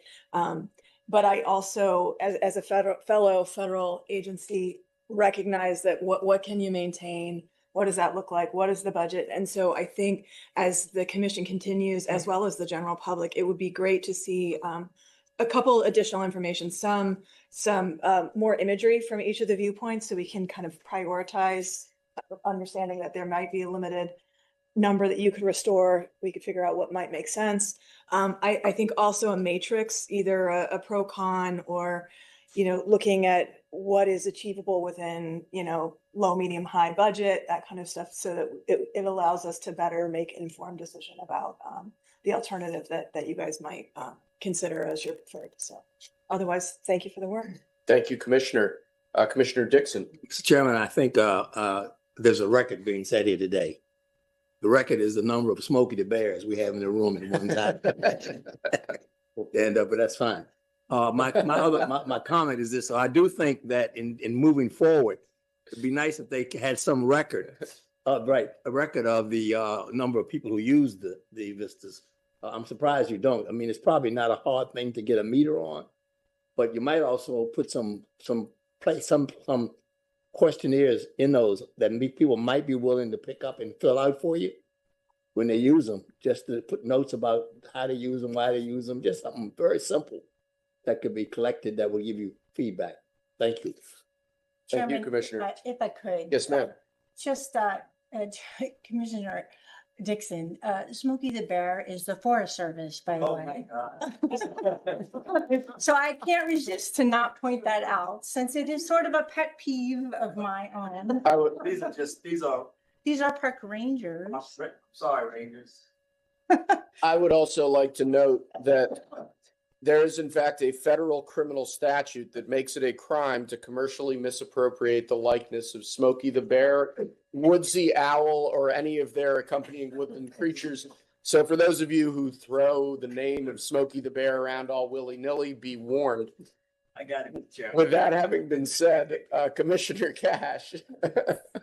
Was gonna steal my thunder, but I just want to say, so long as the overlook that has the best view of the Three Sisters formation out there can have a great interpretive signage element that talks about the perils of poor federal planning, I think that I would be all in favor of it. So thank you for that. Thank you, Commissioner. Commissioner Henderson. As a user of the Parkway, a driver on the Parkway, I would just encourage consideration of part of this process. We had a fatality on the Parkway a couple weeks ago where a tree fell on a car during rush hour. If we're going to be dealing with vegetation here, what do we need to do to address any trees that could pose dangers to the commuters on the Parkway as well? Thank you, Commissioner. Commissioner Cozart. Appreciate the work of the Park Service and the work of the staff on this project. No additional comments. Thank you, Commissioner. Commissioner Solisas. Yeah, again, I'd echo those last comments. Just appreciate everything you do. Parkway is beautiful. The overlooks are just tremendous. I think obviously preserving some of that, but how you sustain it at the level is probably the key to this. So thank you. Thank you, Commissioner. I'll just say for myself, I'd like to thank the National Park Service for seeking comments on this whole plan, for the obvious attention to detail that what we've received from them reveals. I'd like to thank the superintendent and her team for being here today. It's great to see you all, and thank you for what you do for the Park Service and for the community. And as always, I'd like to thank our team for their customary attention to detail and the presentation we have before us. I think it's a very interesting plan. Invasive kudzu, I think that's the first time we've had as explicit a reference to that since I joined the commission. But it's a real issue in a lot of natural areas, and I think it's something worth considering. So I thank Mr. Tobin as well for joining us. I would just say I look forward to seeing how this project resolves. I think balancing the needs of the various populations implicated here is going to be interesting, as well as Stuart is always quick to remind us, the budgetary demands of the federal government. But we look forward to seeing how this project develops and hopefully bringing it in one way or another for a successful planning approval conclusion. And with that, are there any other further questions or comments? Hearing none, Madam Secretary, could you please confirm the motion in the second and then take the vote by roll call? Yes, the motion was made by Commissioner Stidham and seconded by Commissioner Dixon. Commissioner Cozart? Yes. Commissioner Salitzis? Yes. Commissioner Stidham? Yes. Commissioner Argo? Yes. Vice Chairman Levenbach? Yes. Chairman Scharf? Yes. Commissioner Blair? Yes. Commissioner Tunstall Williams? Yes. Commissioner Dixon? Yes. Commissioner Cash? Yes. Commissioner Henderson? Yes. Motion carries. Thank you. And with that, we move on to agenda item 9D, which, as I referenced earlier, is a request to approve comments on concept plans for a new White House visitor screening facility. And with us today, we have Lee Webb from our team, who's going to be presenting on that. Wait, are we going to the park? Did I mess this up? No. Mr. Champ's bringing up the right one. Okay. Got scared there for a second. Yeah. Uh-oh. I'm not excited for about the leopards. I love the leopards, but the screening facility is really exciting as well.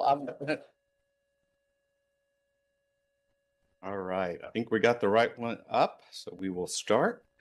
So good afternoon, Chairman Scharf and Commissioners. The Executive Office of the President, in conjunction with the United States Secret Service and with the National Park Service, has submitted concept plans for the construction of a new permanent security screening facility for visitors to the White House complex in downtown Washington, D.C. The project will be located within the White House grounds in President's Park, north of the National Mall.